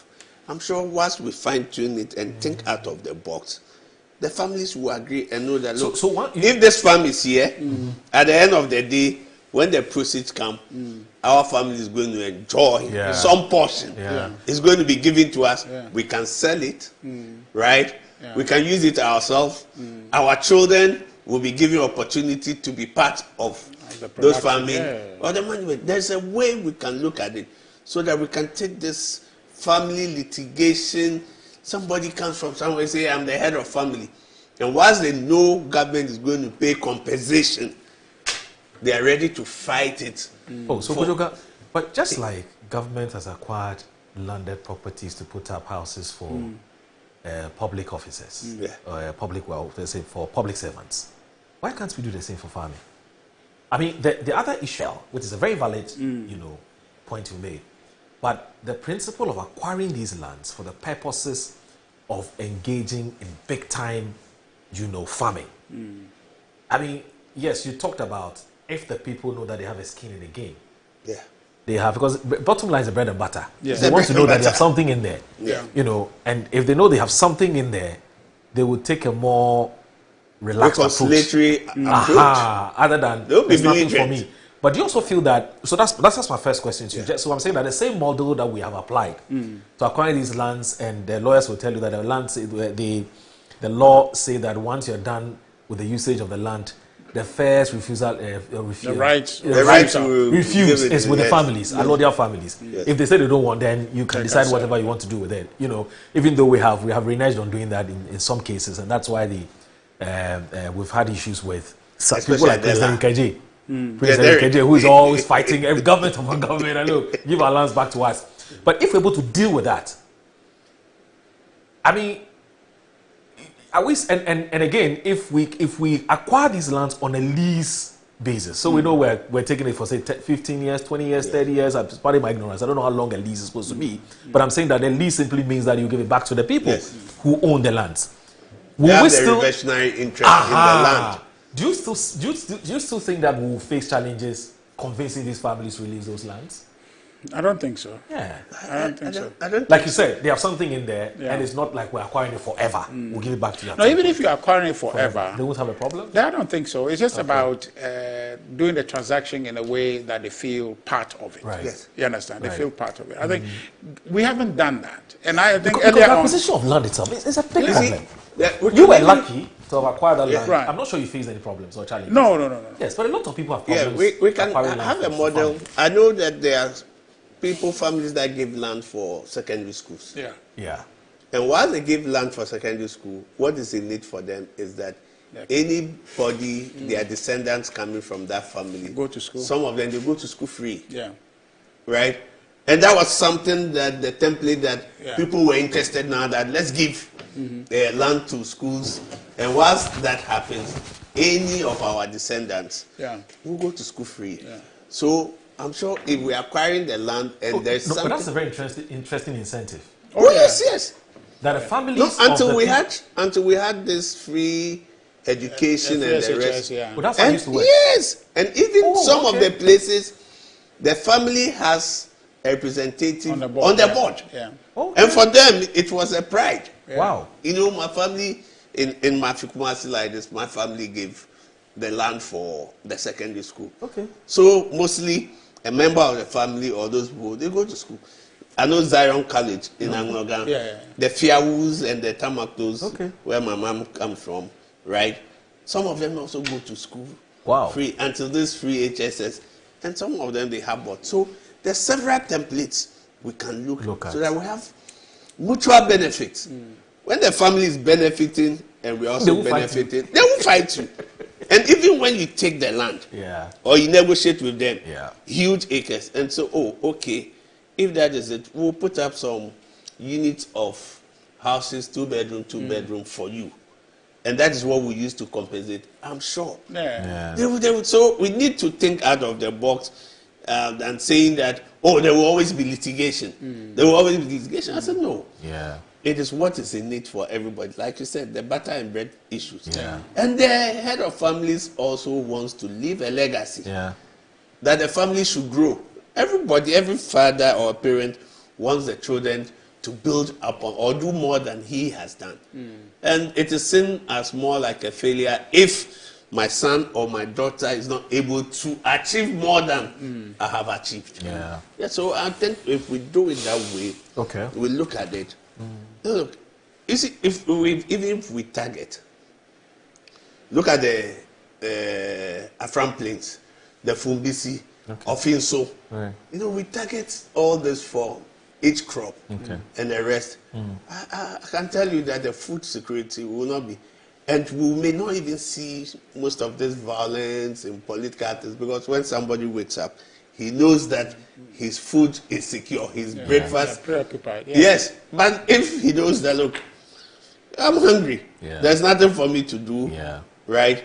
Now he has to align and know that, look, when this man succeeds, he gets to the top, it will trickle down, it will cascade. The little I have. So that's when people take entrenched position and say, look, we want our man there, because they know when our man is there, it will be easier to approach him. And definitely. So it's an interesting thing we can look at. It's in principle, it's a good idea, but I think the practicality. But I think that once the incentives are attractive, I think that they will let go. All I think I don't think the families will have too much problem. Yeah. The whole thing is one, there to be development in the area to open the place up, and so they will embrace it. Yeah. What we haven't done is do anything about land in our country as it relates to development and farming, because now it's out there. If you have money, you can go to a family, go and buy tracts of land, and then put this Donkomi thing on it, and you are selling it 5,000 for estate development. And these are farmlands, hitherto farmlands that are now being sold for people to build one bedroom here, and then we're not even building vertically, laterally, and so we're just occupying the place, but yet we're hungry.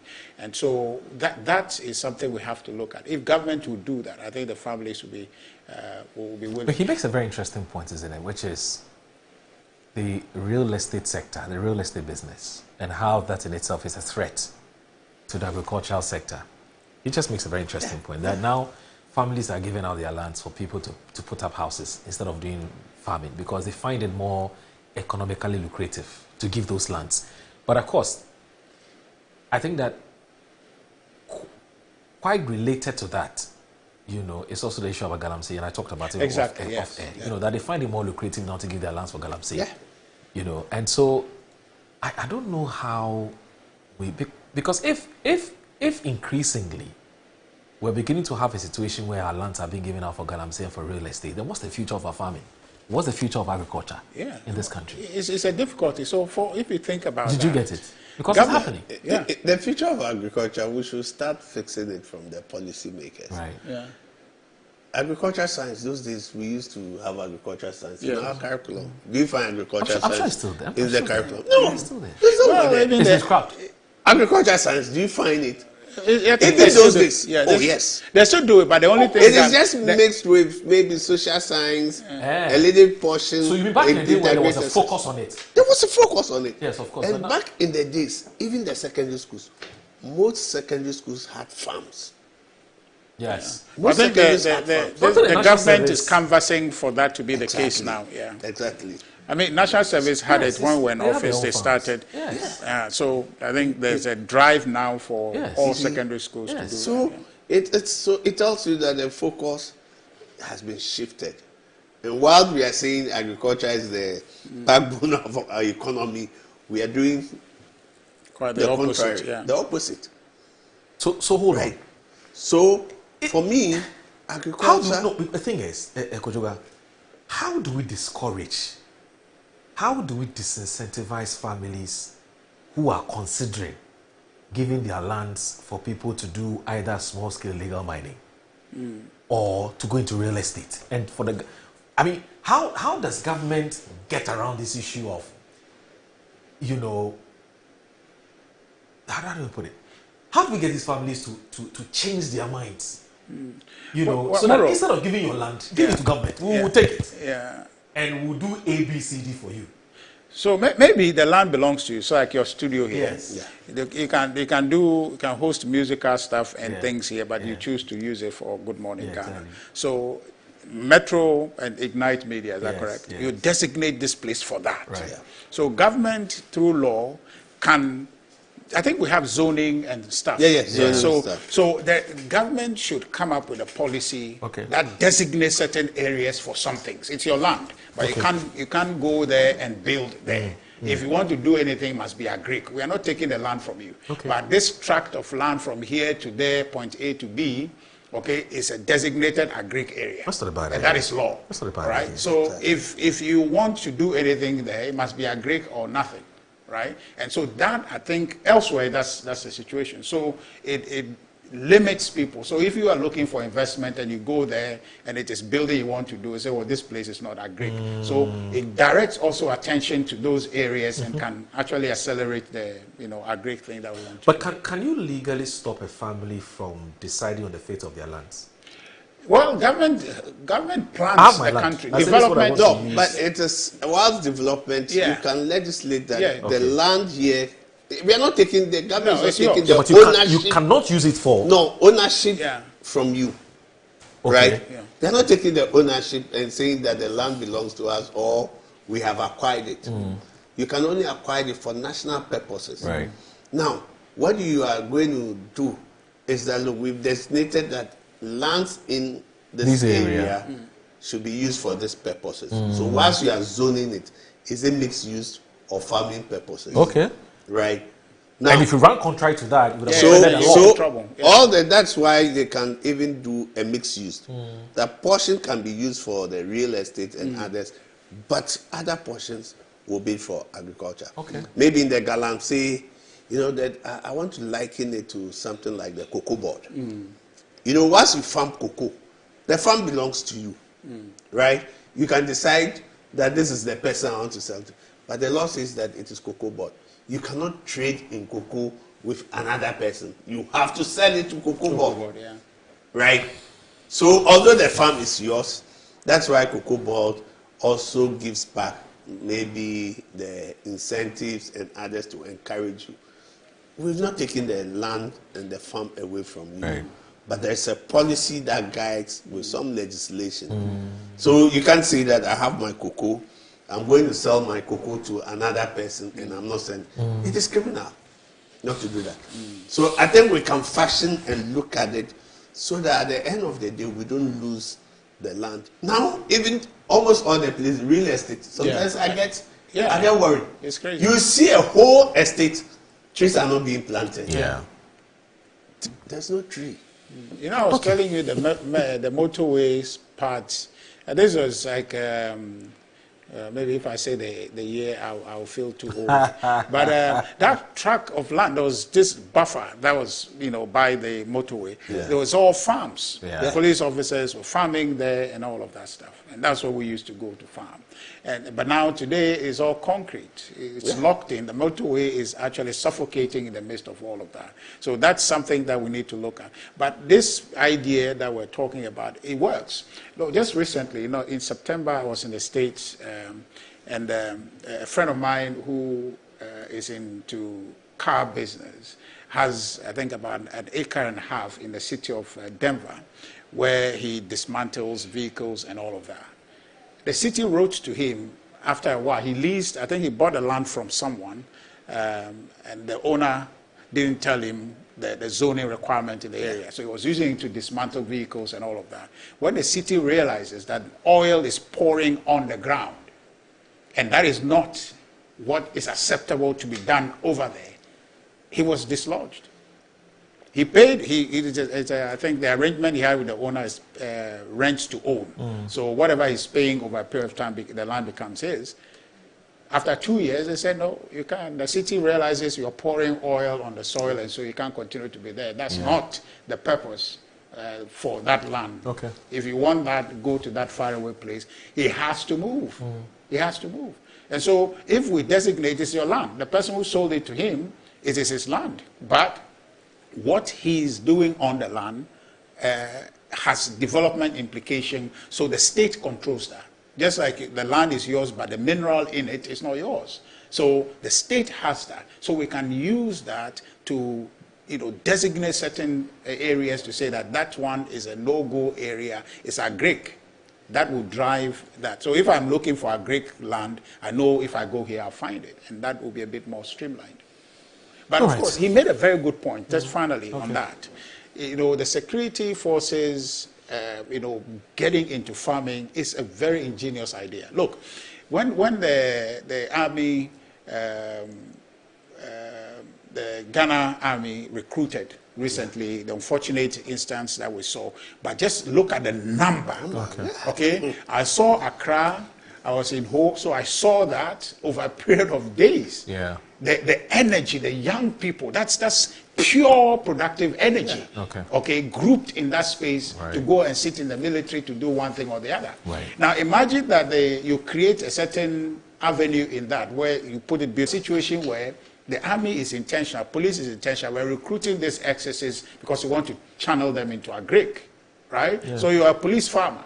We have police tailors, we have police this, we have police that. So you have police cooks. So you are a police farmer. So the police can recruit endless number of people, put them out there, train them, give them the service discipline, and put them on the farm. Imagine what production we can come by. So that's a very ingenious idea. Maybe you want to do a policy brief for your government to consider to say that, look, this will drive speaking about production. policy brief, there's a gentleman who's watching the show, and so of course he's enjoying the conversation. She says, please, he said, Charlie, Adaudu must be given a place at Feed Ghana to help implement some of these laudable ideas he's espousing. Yeah. Very nice. He said she should be drafted to Feed Ghana. Yeah. You know, if you look at Daudu's appointment, is one that everybody's surprised. He said, why is such a fine brain outside of government? You know?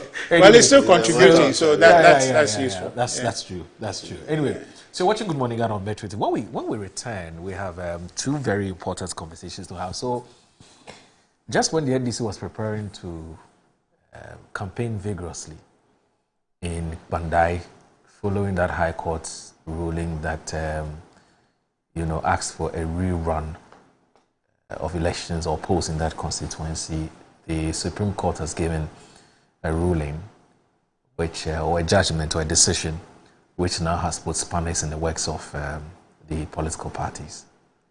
So we'll find out what exactly is this ruling and how is that really consequential to the matter at stake.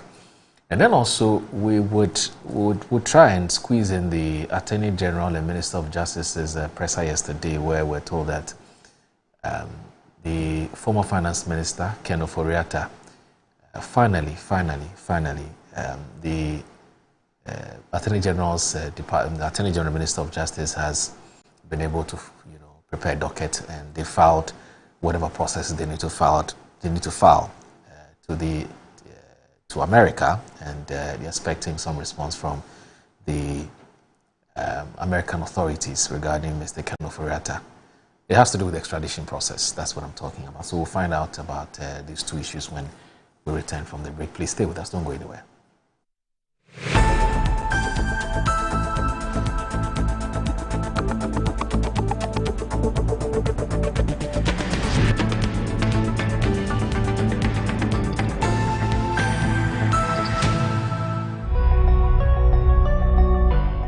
My name is Anita Erskine, and on December 19th and 20th, right here, a moment in strengthening the bond between Ghana and her global family.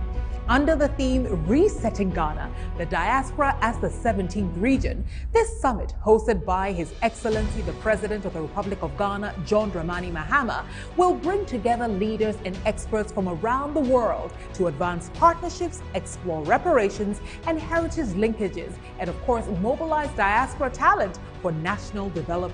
I invite you to be part of this powerful conversation shaping Ghana and the diaspora's future. Join us at the Accra International Conference Center, December 19th and 20th.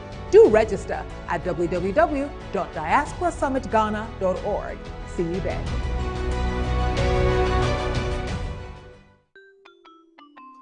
Start your Kids Day the right way, filled with confidence to take on any challenge. Pepsodent Kids contains the right amount of fluoride and sugar acid protection to care for their developing gums and teeth.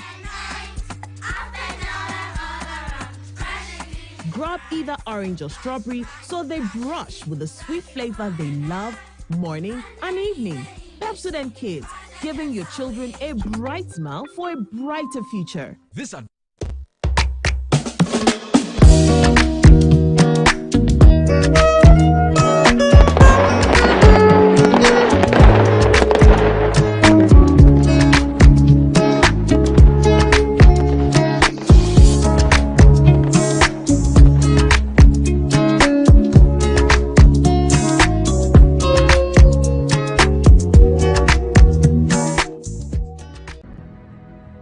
In a world where security is paramount, peace of mind should be a necessity and not a luxury.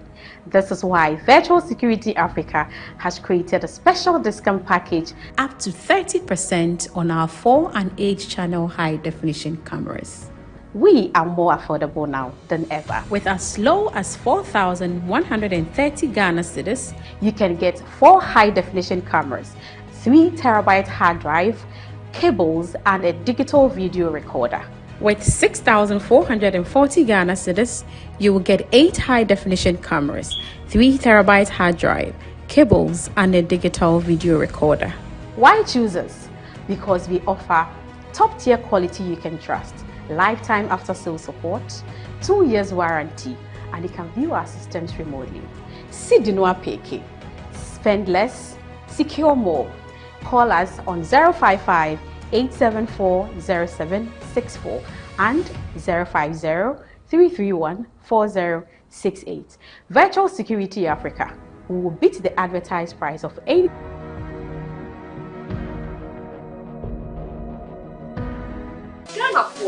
Me chechi amuni nara me ding e de baby dapa me de ade sonko kra na ebremo nya de to aduane mo ama waduane e de pa na me de bremo eno any some spices de e bu wa wo bebre o various flavors ubenya e yakko ubenya nantwie ye de ku jollof mu ma emu ye de ubenya ye de ku nkwan ye de ku froye mu ho na ko pebito na ema waduane enye de unyimi nia ye nkon konko tie nyankofo eka. Autant de communication, ni all enjoy Oduba. That's Samu spices. One in the essence, hi. I'm taking the Dariaga. Samu spices in a side, daddy so say. Samu spices, Moon Samu. Samu spices, Yama chicken. Samu spices. In Sanaka in Kitwa, mixture 10 grams. Yawa chicken, spaghetti, garlic and ginger, stew, and jollof, and the flavors of Odobebre. Samu spices, yes, Saka. FDIJ Jadien Kratoyatum. Grandma poor. Me chechi amuni nara, me ding e de baby dapa. Me de ade sonko kra na ebremo. Nya de to aduane mo ama waduane e de pa na me de bremo. Eno any some spices. Some spices in here. Ebu wa wo bebre o. Various flavors. Ubenya e yakko. Ubenya nantwie. Ye de ku jollof mu ma emu ye de. Ubenya ye de ku nkwan. Ye de ku froye mu. Ho na ko pebito. Na ema waduane enye de. Unyimi nia. Ye nkon konko tie nyankofo eka. Autant de communication, ni all enjoy Oduba. That's Samu spices. One in the essence, hi. I'm taking the Dariaga. Samu spices in a side, daddy so say. Samu spices, Moon Samu. Samu spices, Yama chicken. Samu spices. In Sanaka in Kitwa, mixture 10 grams. Yawa chicken, spaghetti, garlic and ginger, stew, and jollof, and the flavors of Odobebre. Samu spices, yes, Saka. FDIJ Jadien Kratoyatum. Ama, nansi mi jeno wo bin enko ye kwao. Ama ma ye bohu se kontomra akija. Nansi me hu se me nyo basima kura. Ama me kunu ni me into kwankwa. Oh you why? Enye mo ko. Give us GC mixture and the capsules. Aye num boom. En ho asem na mo kana. E boa emma ene meme nyina. Ne ma wo ba ye obesima. Na be ma so aye be mesima. Ya, we be boa wo kunu. Ama ne giant sa wo de hye ne botum. Na wani nya na ni ntisese ni wo yi chokoma.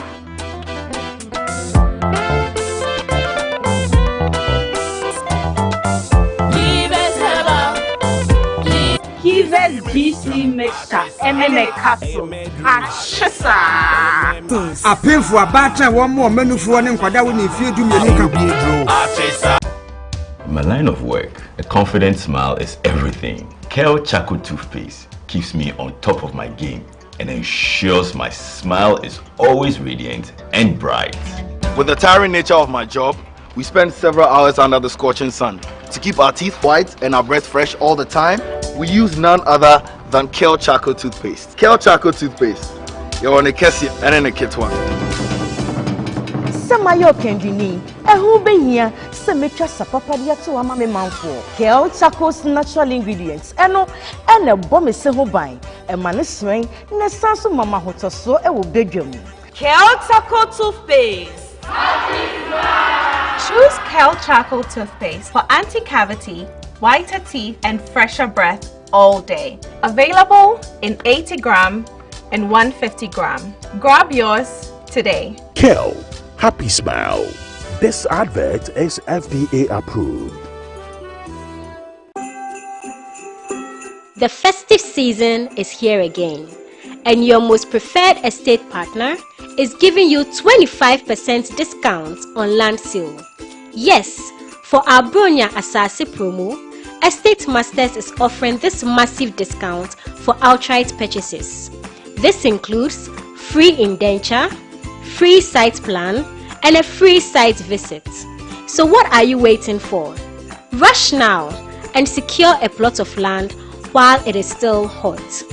Reach out to us using the numbers below or visit our website at www.estatemastersgh.com. Estate Masters, your most preferred estate partner.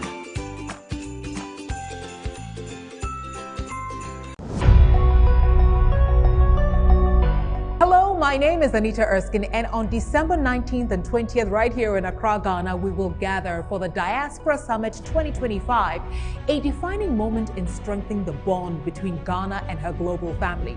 Under the theme Resetting Ghana, the Diaspora as the 17th region, this summit, hosted by His Excellency the President of the Republic of Ghana, John Dramani Mahama, will bring together leaders and experts from around the world to advance partnerships, explore reparations and heritage linkages, and of course, mobilize diaspora talent for national development. I invite you to be part of this powerful conversation shaping Ghana and the diaspora's future. Join us at the Accra International Conference Center, December 19th and 20th. Do register at www.diasporasummitghana.org. See you there.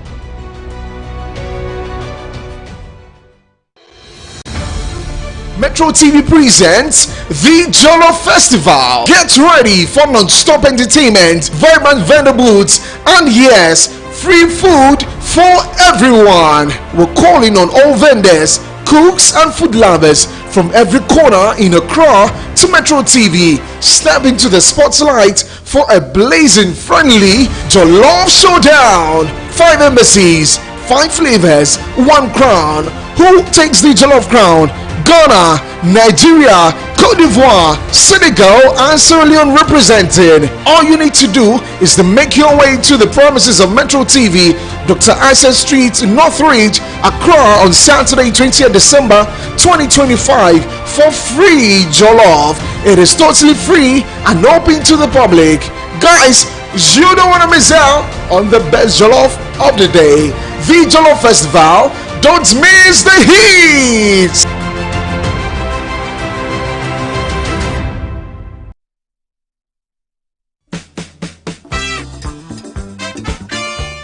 So Timbuktu, Ghana, Mali, Sumanguru, you know what you show.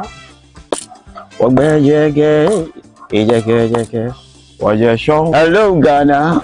A rollicking experience is about to happen at the Metro TV station on the 20th of December this year, and it is the Jollof Festival. I want everyone, and I implore everyone to be part of this experience. Never before. Amanziba says so, and I will be here to rep. Thank you, Ghana. Bless.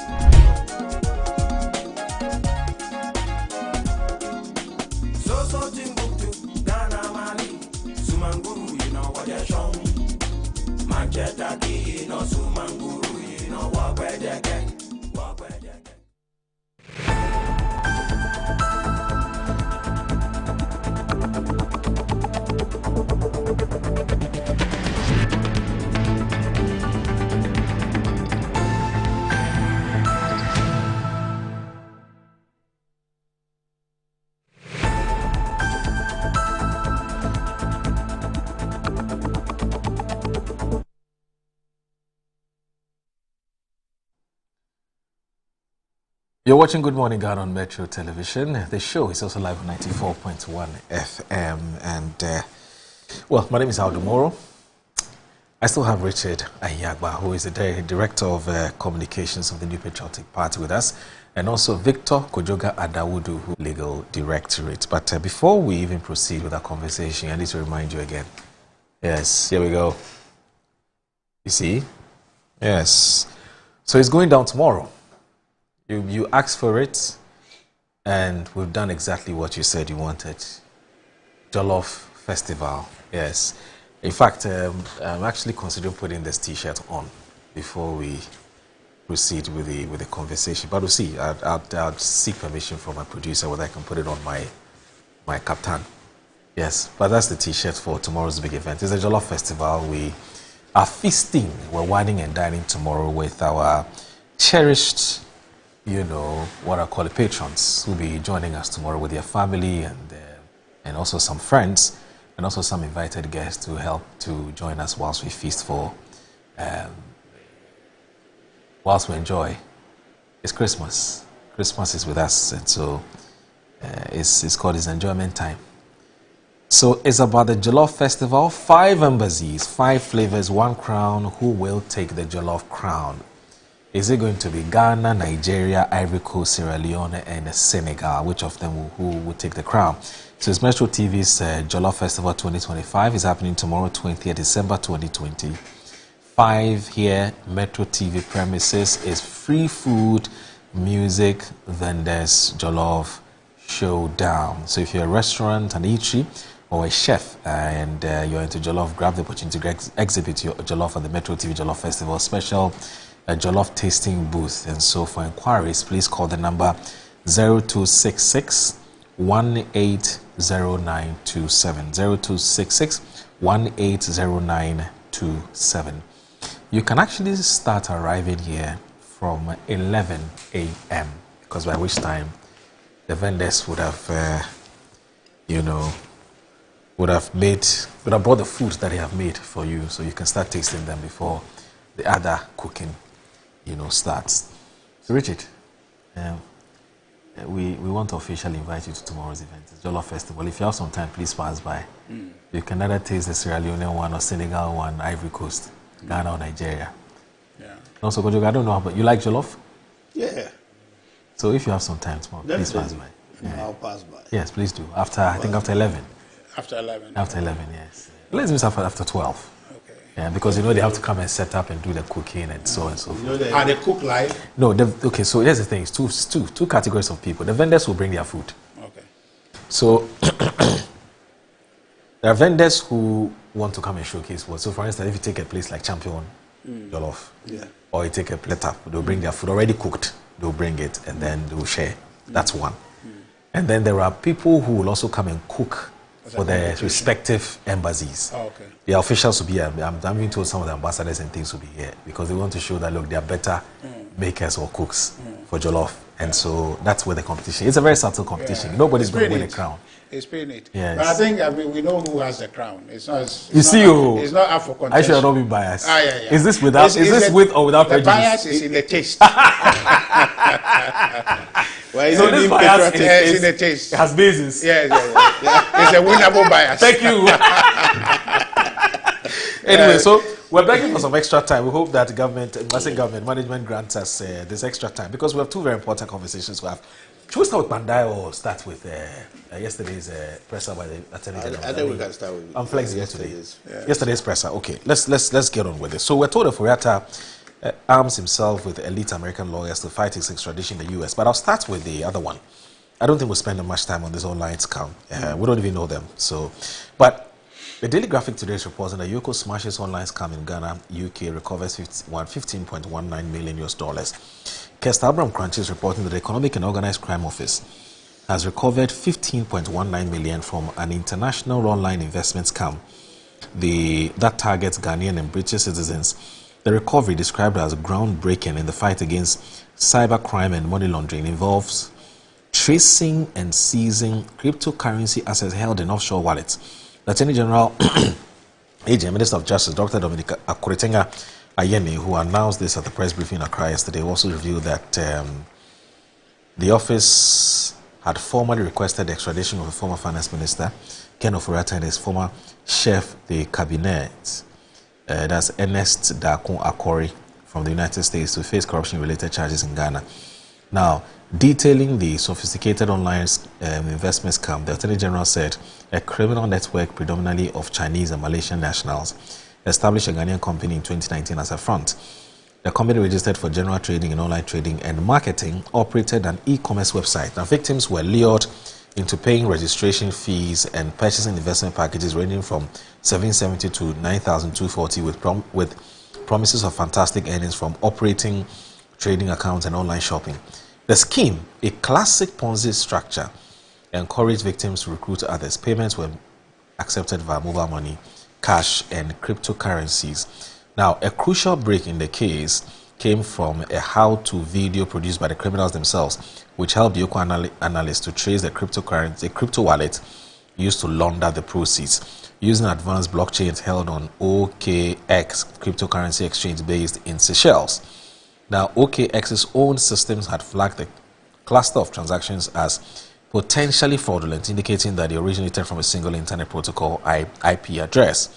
The Know Your Customer information from OKX revealed the wallet was owned by a Chinese national resident in Ghana who was also named by victims. Yoko subsequently obtained a court order to freeze the wallets. I'm not going to spend too much time on this, but I guess that for most Ghanaians, it's about the former finance minister and whether he wants to come to Ghana to face the music or not. Now, by the Herald, Larry Dogwe's Herald is reporting that Ofori-Atta arms himself with elite American lawyers to fight his extradition in U.S. courts, and we're told Attorney General and Minister for Justice Dominic Ayine has disclosed that former Finance Minister Ken Ofori-Atta has engaged some of the most experienced lawyers in the United States to challenge Ghana's attempt to extradite him to face his skeletons. The revelation comes days after the Herald reported plans by ex-President Nana Akufo-Addo to seek an audience with President John Dramani Mahama to secure safe passage for the former finance minister who has been in the U.S. since January this year for medical reasons. Speaking yesterday during the Government Accountability Series at Jubilee House, Mr. Ayine said the move signals a lengthy legal battle in the U.S. courts, making it difficult to predict when Mr. Ofori-Atta could return to Ghana to face trial. This was after he revealed that the Mahama government had formally requested the extradition of Mr. Ofori-Atta and Ernest Darko Akori to the United States authorities to face corruption-related charges brought by the Office of the Special Prosecutor. Dr. Ayine said the move followed the receipt of an all-required documentation and clarification from the OSP, adding that the two are expected to answer a total of 78 alleged corruption and corruption-related offenses. I'm going to quote him. This step was taken after my office received the necessary documentation and clarification from the Office of the Special Prosecutor, noting that his outfit had completed its part of the legal process by transmitting the request to the U.S. authorities. According to Attorney General, the matter now rests with the United States judicial system to determine whether a sufficient legal basis has been established to grant the extradition request. It is now in the hands of the U.S. judicial authorities to ascertain whether the threshold for extradition has been met. Now, he stressed that the government remains committed to accountability and due process, assuring the public that his office will continue to cooperate with international partners while respecting the legal procedures governing extradition under both Ghanaian and U.S. law. Richard, what do you make of this? Well, I think matters relating to Ken Ofori-Atta has been litigated extensively. True. Except that it hasn't been done so in the courtroom, but it's been in the media.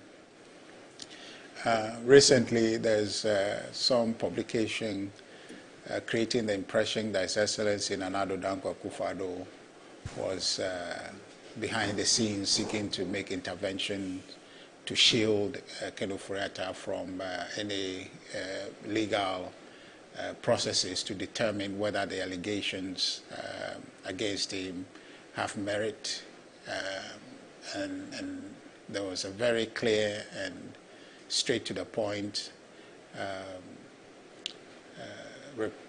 release from the office of the former president indicating that no such intervention was contemplated, either explicitly or implied in any communication to His Excellency John Dramani Mahama for any amnesty or any regime to shield Ken Ofori-Atta from any possible legal processes against him. So that is clear. And by extension, the president's position is indicated his fidelity to the law and rule of law. And the New Patriotic Party, I think we share that view, and that's who we are, that the rule of law must work unimpeded. And so if there are questions for him to answer, by all means, let him come and answer that question with a full provision under law, his rights under law properly protected, and that he is presumed innocent until court of competent jurisdiction proves him otherwise. And so that, for me, is the thrust of the matter, and that should be our preoccupation. But unfortunately, the government, His Excellency John Dramani Mahama's government, through his minister, Attorney General, and Minister for Justice, they've shot themselves in the foot. Perhaps maybe the special prosecutor also added to that. This whole thing appears as if it's a political persecution. And so that is thrown a monkey wrench into this whole extradition process that I see. That if I were Ken Ofori-Atta, what he is doing, I'll probably do same or worse to mount a strong defense against any effort to come back to a space where I see that it's not going to be about the law. It's going to be about an effort to politically witch hunt me, to put in Ioko detention without access to bail, because they will give you bail conditions that only your grandfather from his grave can come and satisfy. And so why do you want to go to that place? I don't want to go, because the rule of law, why we must all have confidence in it, is that it provides for the common, safety of all. That until you cross a certain threshold, that you have committed a crime against the state, you have your rights protected. But in the environment we are seeing under Attorney General Dr. Dominic Ayine, you can't have confidence in that.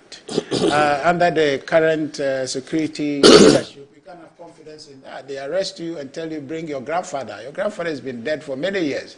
Bring him to sign for you so he can go home. You can't produce that, possibly.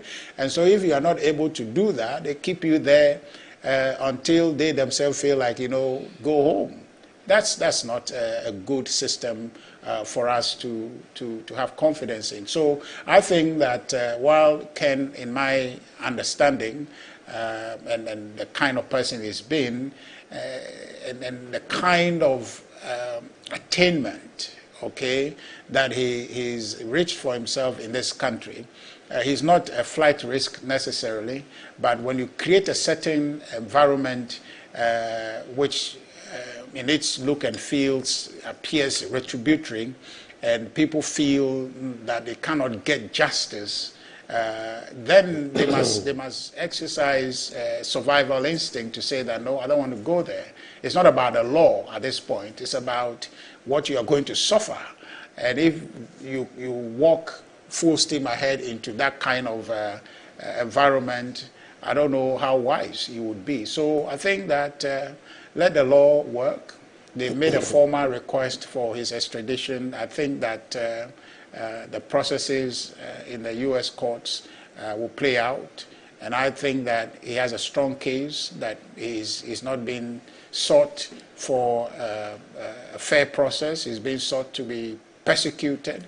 And on the basis of that, I see the challenge for the state to be able to procure him back into this country. So for me, I think we as a party, we want corruption to be fought with all the strength that the state can muster, but we don't think that people or citizens should be singled out for certain treatment and be persecuted. That is not fighting corruption. That is actually, this process will play out in court, and when reason prevails and they see that, his coming will be at his detriment, I think that it will be impossible to get him here. But if they see there's some fairness, and maybe to that extent, the international community, and especially the United States Embassy here, would have an interest in how he's treated, then maybe definitely he will come and answer most of the questions that they are looking for him to come and answer. But I can tell you that, Moro, from all the hula baloo that we've seen, all the drumming of corruption against the MPP, state capture, and all that, a lot of it in the courts are not all on four legs. They are wobbly. The allegations, the charges, no wonder they bring, is it 78 charges you're talking? 17. 78. Imagine that. right? Because they're just throwing everything in the pot, hoping one thing will stick.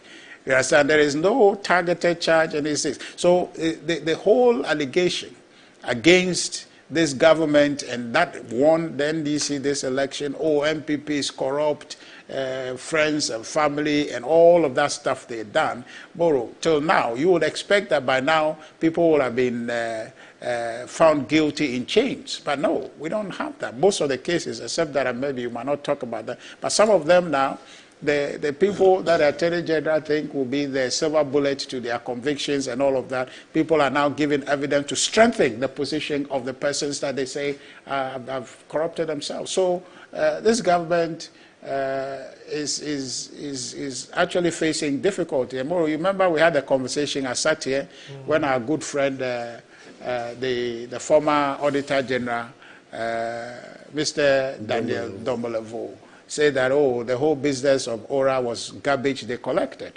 You understand? He said that. Oh, did he say garbage? He said that. He said that the balance of data. He said it was a fact finding. Yes, it was. But he said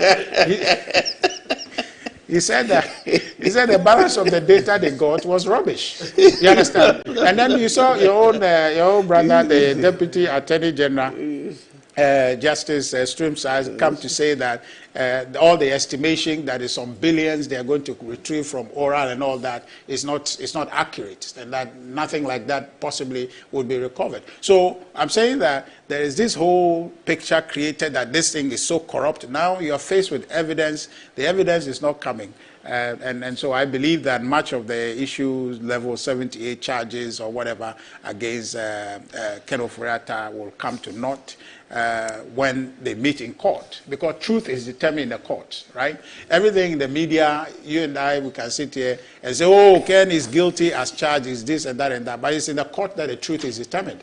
And there, the evidence will have to speak. So if you don't have evidence, it doesn't matter if you're the Attorney General or who, you have to pack up and go home, and eat humble pie. That's what it's shaping out to be, because our commitment is to develop Ghana, and we didn't come to destroy Ghana. So all these false allegations perpetrated by the NDC communication machine against us, in the fullness of time, it will come to show. But for me, the Ken situation, I'm hoping that his interest will be addressed in terms of how he fears that when he comes here, he's going to be persecuted politically rather than being prosecuted for possible crime he may have committed, if at all. Persecution. Yesterday, the Attorney General actually reassured that Ken Ofori-Atta will be treated fairly under his watch as Minister of Justice and Attorney General.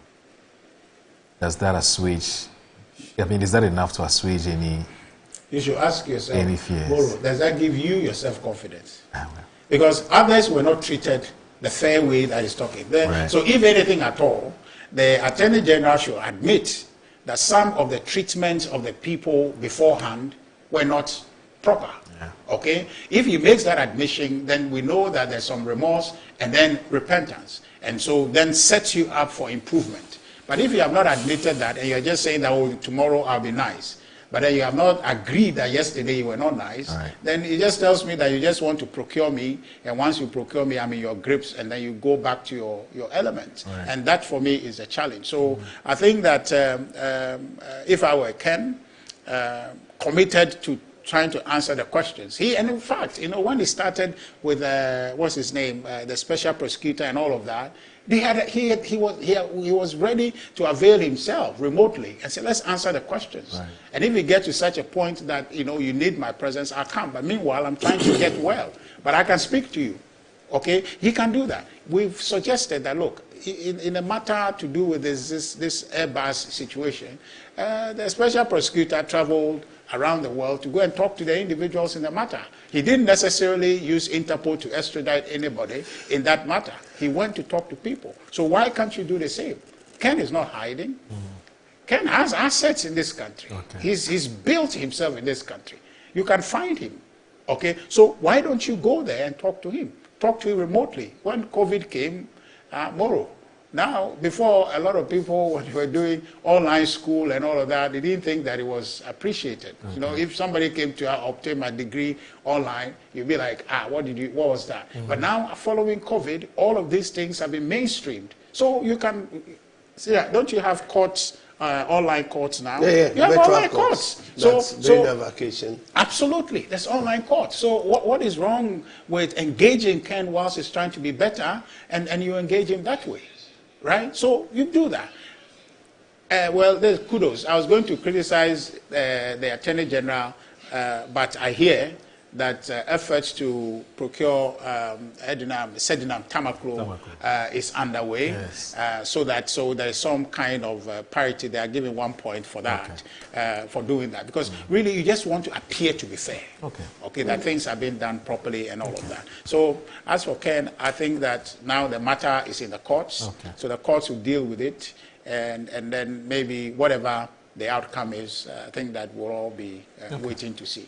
All right, well, just 5 minutes. I don't know how you want to deal with 5 minutes. Well, 5 minutes, yes. Well, I have a very important thing to say. That is my party matter. So if you allow me 1 second. So you have 3 minutes. You have 3 minutes. Okay, I'll give you a minute. Thank you. No more. So I take his 1 minute. So I just wanted to make some announcement. You know, our party, we're needing to engage. There's a lot of things that the party is doing, some reforms coming. And so we're urging all our party members to do what we have to do as members of the party to support the party. So our dues paying process, we're trying to just reach out. You know, this is your program.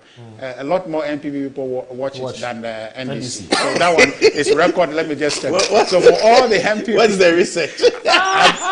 Just take it from me.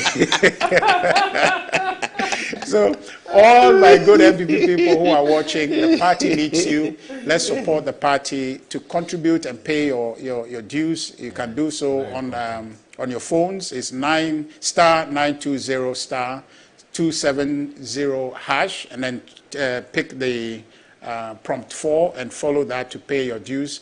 I pay platinum, which is 10 cedis. You have gold, which is 8 cedis. Silver is 5 cedis, and bronze is 2 cedis. We must do that to resource the party to be able to take on the NDC tyranny and be able to restore democracy again here in our country. Ken is facing this issue because the NDC doesn't believe in the rule of law, which is an issue we have to deal with. So support the New Patriotic Party. Let's come back and move Ghana forward. Reggie, you have borrowed from your senior brothers.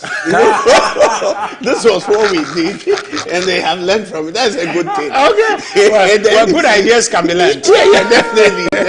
So we have no grudge with you. Thank you. We need you. Yeah. We need you to put us on our toe, so that we do the right thing. That's why we said you are scandal testy. And we have also warned our people that the first person who will bring scandal to this government. No, I think to that extent I commend the government because in this environment people must be aware. Ultimately, what we want to do, even in the political class, is to create the impression that we're here to serve. And so that impression, and then the code of conduct by the president is good to guide people's behavior, even though there are lapses in terms of that. But the idea that the head is focused on driving a certain outcome, I think is fantastic. Okay, Moro, let me quickly go. Sure. I think that the purpose of our discussion is not only to talk about what somebody has done or not done, but it is to educate. When we talk about extradition, what actually is it? Because when you say extradition, people sometimes they mix it up with deportation or it is a political thing. No. Extradition is always a formal process that is from government to government, that one country would request the other country that we want this person to come for criminal prosecution or serve some sentence for serious crime that has been committed. So it's a government-to-government formal process that they start the communication. And most important is that you want the physical presence of the suspect or the accused person to be in the country. Now, once you have to do that, you need to make sure that what is the crime that you are saying is a crime in this country is the same as a crime in the U.S. So that is what has to be done. And normally, it is based on a treaty or agreement.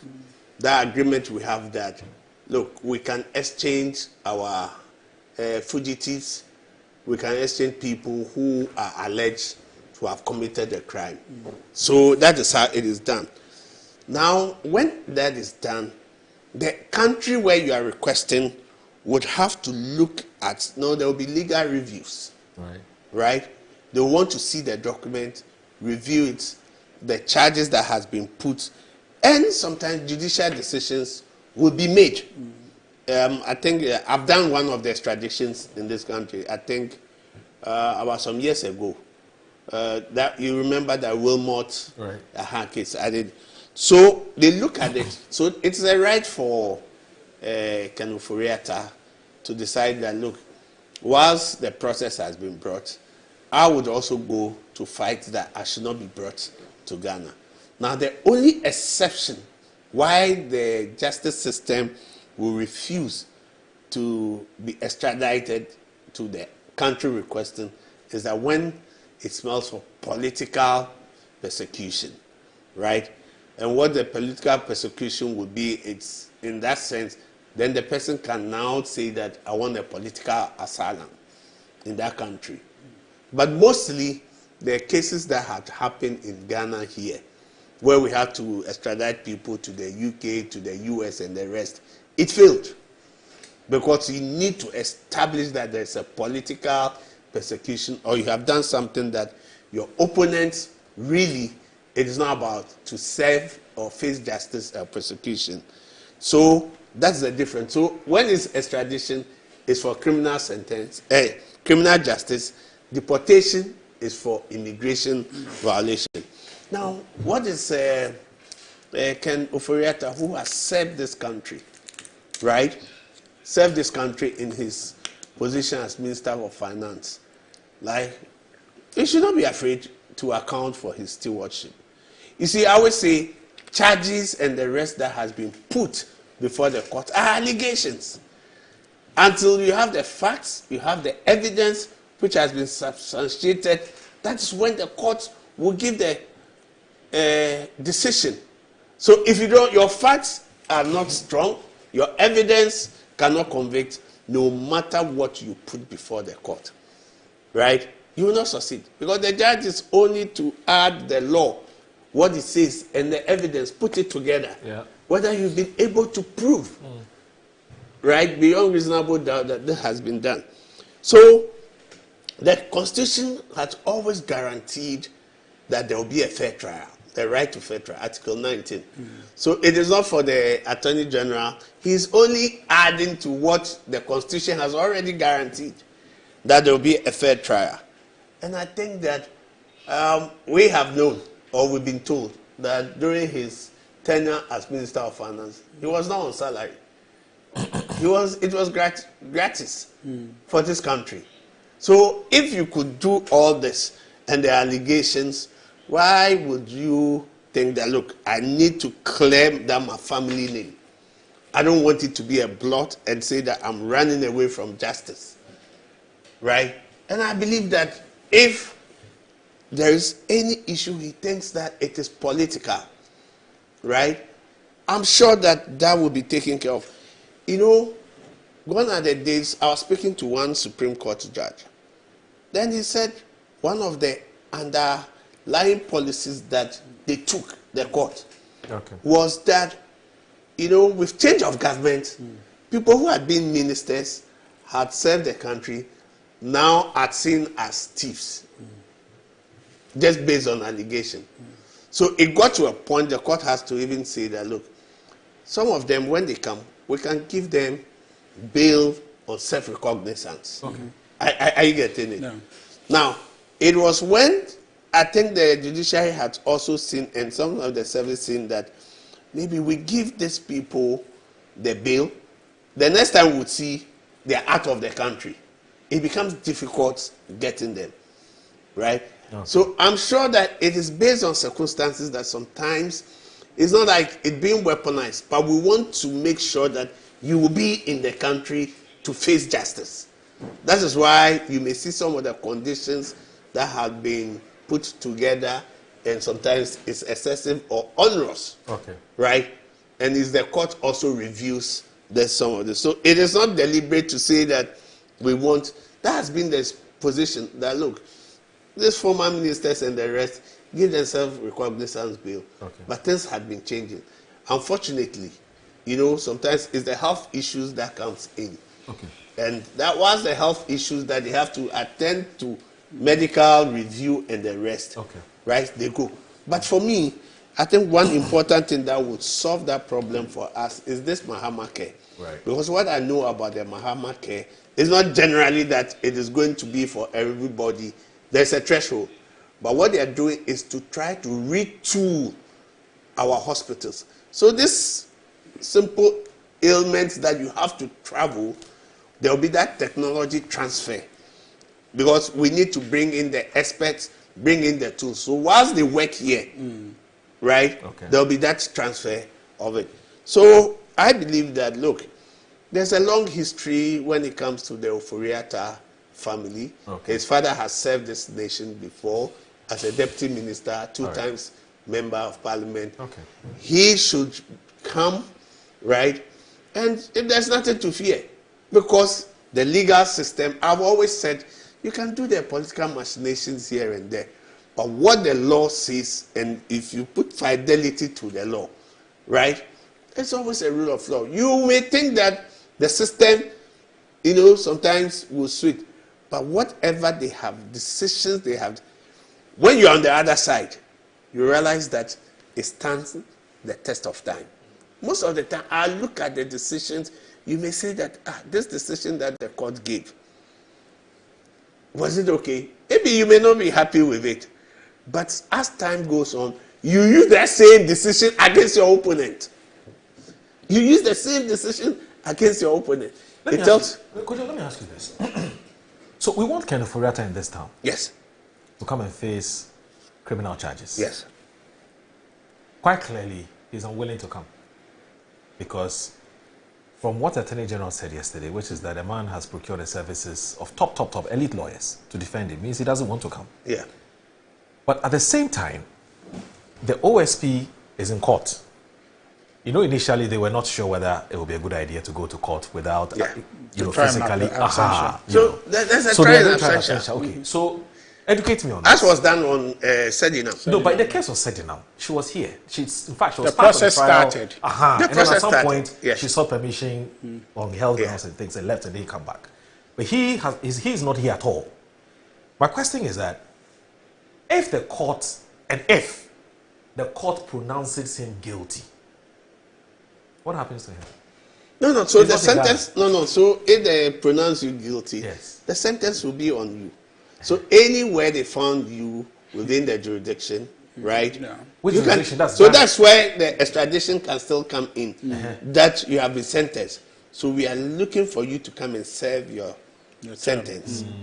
So it is when you come back, you can now appeal and say that I wasn't in, I was not heard. But the opportunity has been given to you that you should be heard. So if you refuse and you've not been heard, must he be heard? Must he be in court in person to be heard? Or his lawyers can do that? No. He has to be. When it comes to criminal matters, you have to be present. That is why it's always a bail. The bail is given to give assurance as a contract to the state that you will always be in court to face justice. So when it comes to criminal matter, your presence is important. Even if you are here and you have been put behind bars or counter back, when you don't come to court, the court can adjourn and say you must be present. It is important in criminal matters that, because it's about your liberty. But this is surprising. It's about, but when it's a civil case, you are dealing about my land, somebody. Your lawyers can do, or you even give a power of attorney to somebody and says that, look, I'm not coming to court. And in that vein, the court has even made it clear that if I have a civil case, I don't need to even come and testify, give evidence. If I can get you to come and testify on my behalf, and it is the evidence substantiated, the court will go ahead and give that. It's interesting because Frank Davis has expressed a different legal opinion on this matter. In fact, when this whole matter started, Frank Davis is a member of the Ken Oforiatta's legal team. He's been saying it time and again that you don't need Ken here. We can defend him. No. For criminal, in criminal matters, unless you yourself have waived or in court, when your behavior becomes unruly, then the court itself can exclude you. Right? The court itself can exclude you. They have that power. But the law says that you must be present because it's about your liberty. Can you try the person? I mean, these days of technology, can the person be available digitally? That is another question that we can the man explore says, and look. Because of my health condition, I'm unable to fly from America to Ghana. But I'm here. Look at me. I'm here. I mean, I'm online. Whatever question you want to ask me, ask me. Now, the what arises is that when you are found guilty, the court must punish you. The court will not make an order which is vague or cannot be executed. So the court would always make sure that you are in court and it will pronounce its judgment. If you are to be sent to jail, from there you are not going home. That's why the court will always make sure that you are present. But you see, we also have the mutual legal assistance. That it is an agreement between states that we want assistance. So it's another way. If you are not able to get a extradition, you can ask for an assistance to get the person in. Let me just do this quickly. Alhaji Hamza from Pig Farm says that Assalamu alaikum, my brother. I can confidently say that so far so good under this administration. We talk about corruption. It's almost a year now and there is no single corruption allegation against any appointee of this government. Under the past government, the corruption was under a crime scene. The economy was pregnant.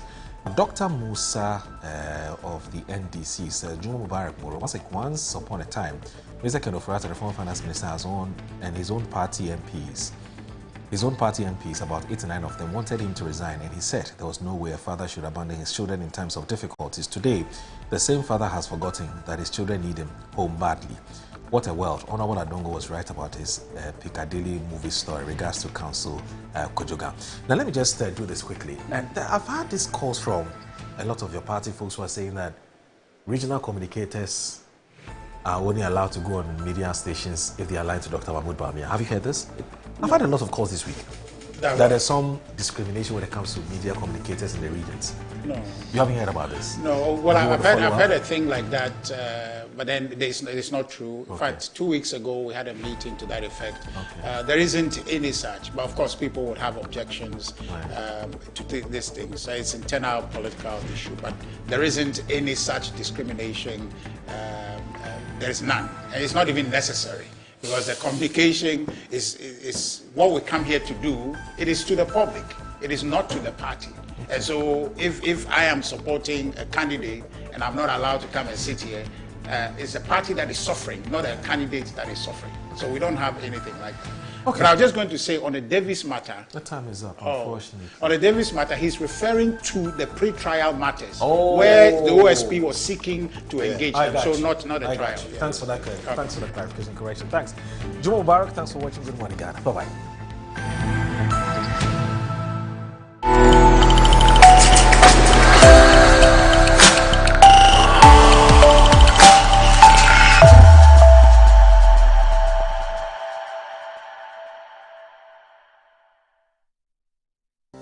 At the heart of Amasaman, along the Accra-Nsawam Road, something fresh is growing. At Pop Farms,